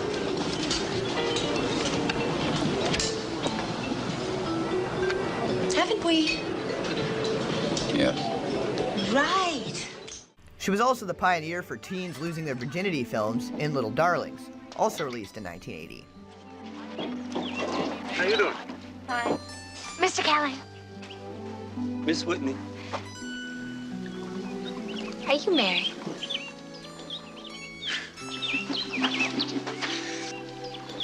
No, I'm not married. No. Oh, are you? No, I'm not married. Between 1983 and 1984, her father Ryan was filming and doing the promotional tour for Irreconcilable Differences with Drew, which was loosely based on director Peter Bogdanovich's affair and divorce. Ryan had worked closely with him, and Peter's successful early work was supported by and heavily relied on the major contributions of his wife, Polly Platt. To thank her, he began an affair with 21-year-old Sybil Shepherd, after casting her for the lead for what would be Sybil's breakthrough role in The Last Picture Show, released in 1971. Oh, quit prison. I don't think you did it right anyway. This film was also a great commercial success, but he left and divorced Polly shortly after and got together with Sybil. It was Polly that recommended the novel Paper Moon to Peter as a film idea, and suggested Tatum and Father Ryan fill the lead roles, and was a huge contributor to the film's overall success when it came to production and design. The 20-year-old Tatum, seeing her father acting out a strange alternate and distorted reality of her own life, must have been pretty disturbing. Same as it likely was for Drew, acting out her own dysfunctional alternate reality. When she was nearing an all-time low of loneliness and despair, sinking further into her addiction, Tatum met professional tennis player John McEnroe, who was at the peak of his career. He had won 84 out of 85 games that year. She had reluctantly attended the party where they'd met, and allegedly began a cocaine tryst that lasted up until John needed to begin preparing for the next big tournament. When he left, Tatum was alone once again, and she often used drugs and alcohol to soothe and escape her loneliness, and the thoughts and memories that would burble to the surface. All of those who had wronged her were out there living their lives, not sitting around feeling sorry for themselves, nor did any of them seem to be as lonely or sad as she was, and her need to escape increased. Around that time, she was cast as a streetwise teen prostitute slash drug dealer for Certain Fury, released in 1986.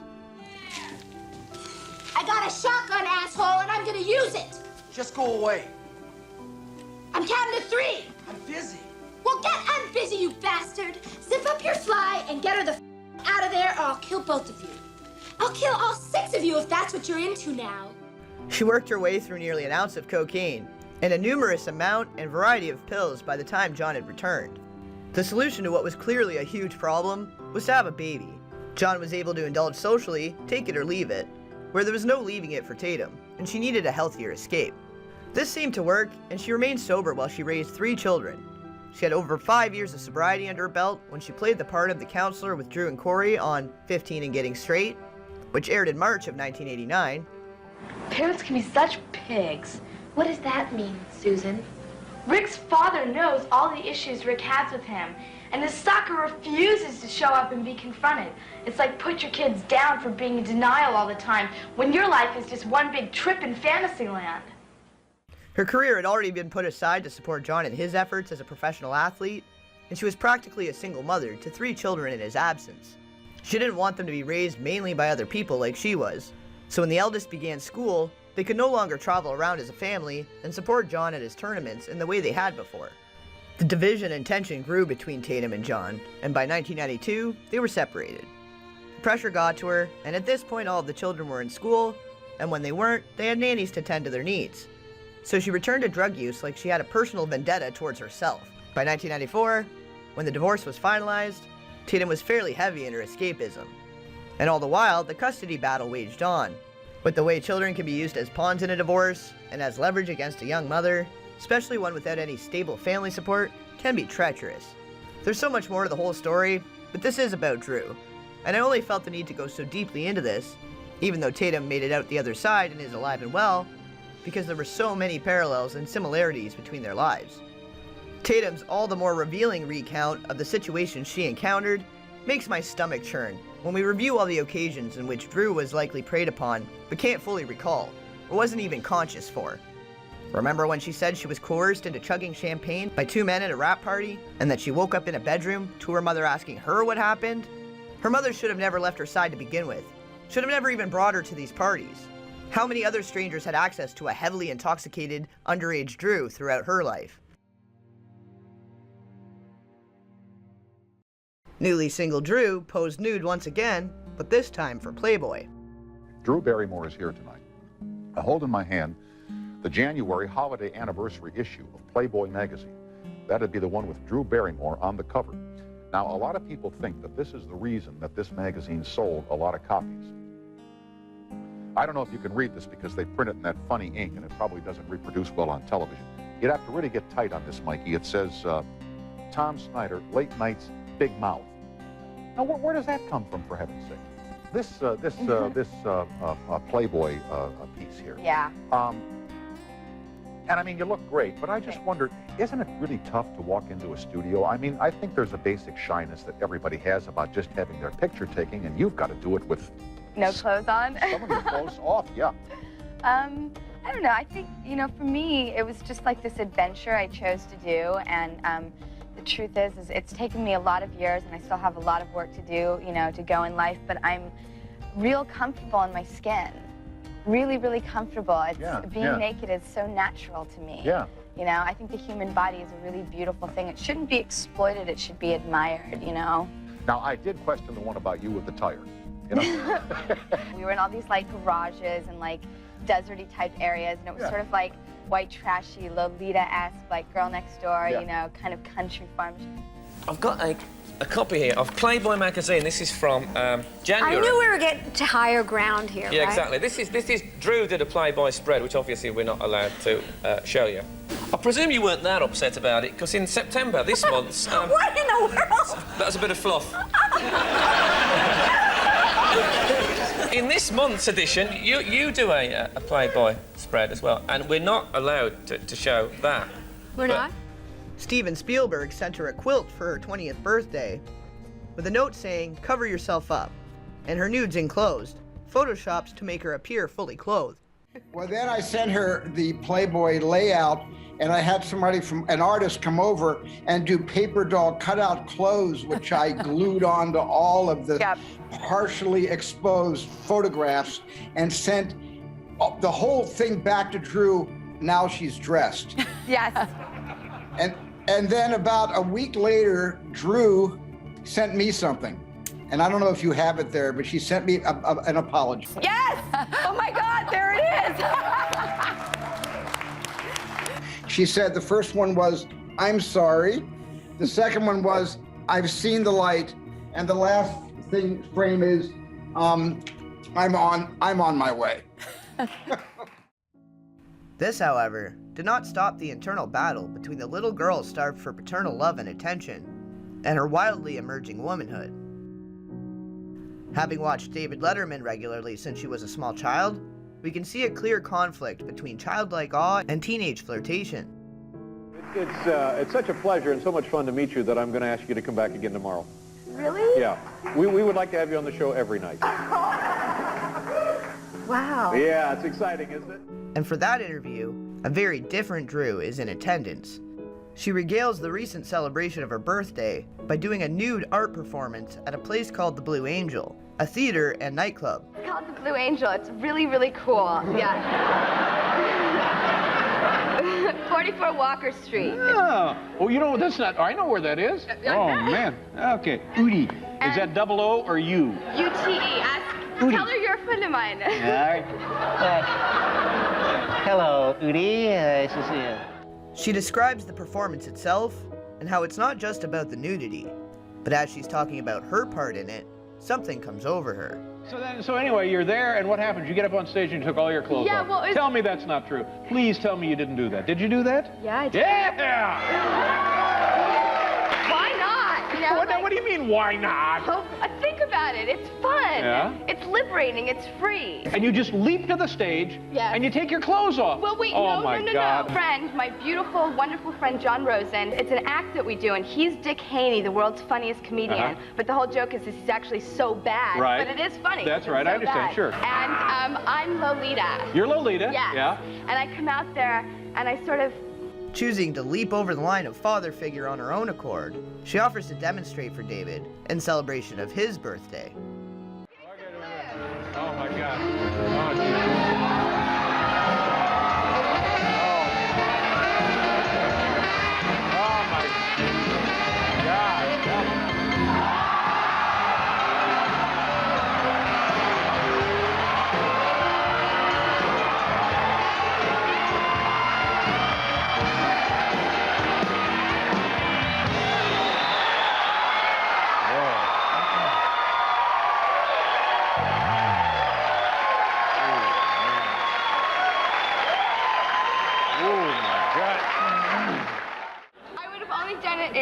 It's your birthday. You know, I can't thank you enough for that.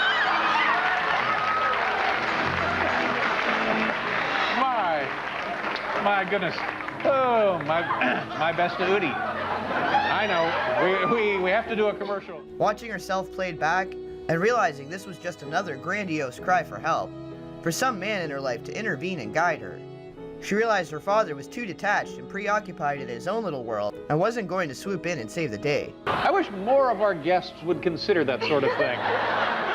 I just wasn't willing to accept that he wasn't going to come back, and I had this fantasy in my mind that, you know, I was going to have Father Knows Best walk through the door. And that it wasn't anyone else's job. Not Spielberg, not Stephen King, not any of her film dads. The only person in this world that could rescue Drew was Drew herself. And although over the next several years she struggled to find her most authentic self and become respected rather than ogled in the industry, she's a prime example of a child star success story. But the story's not over yet.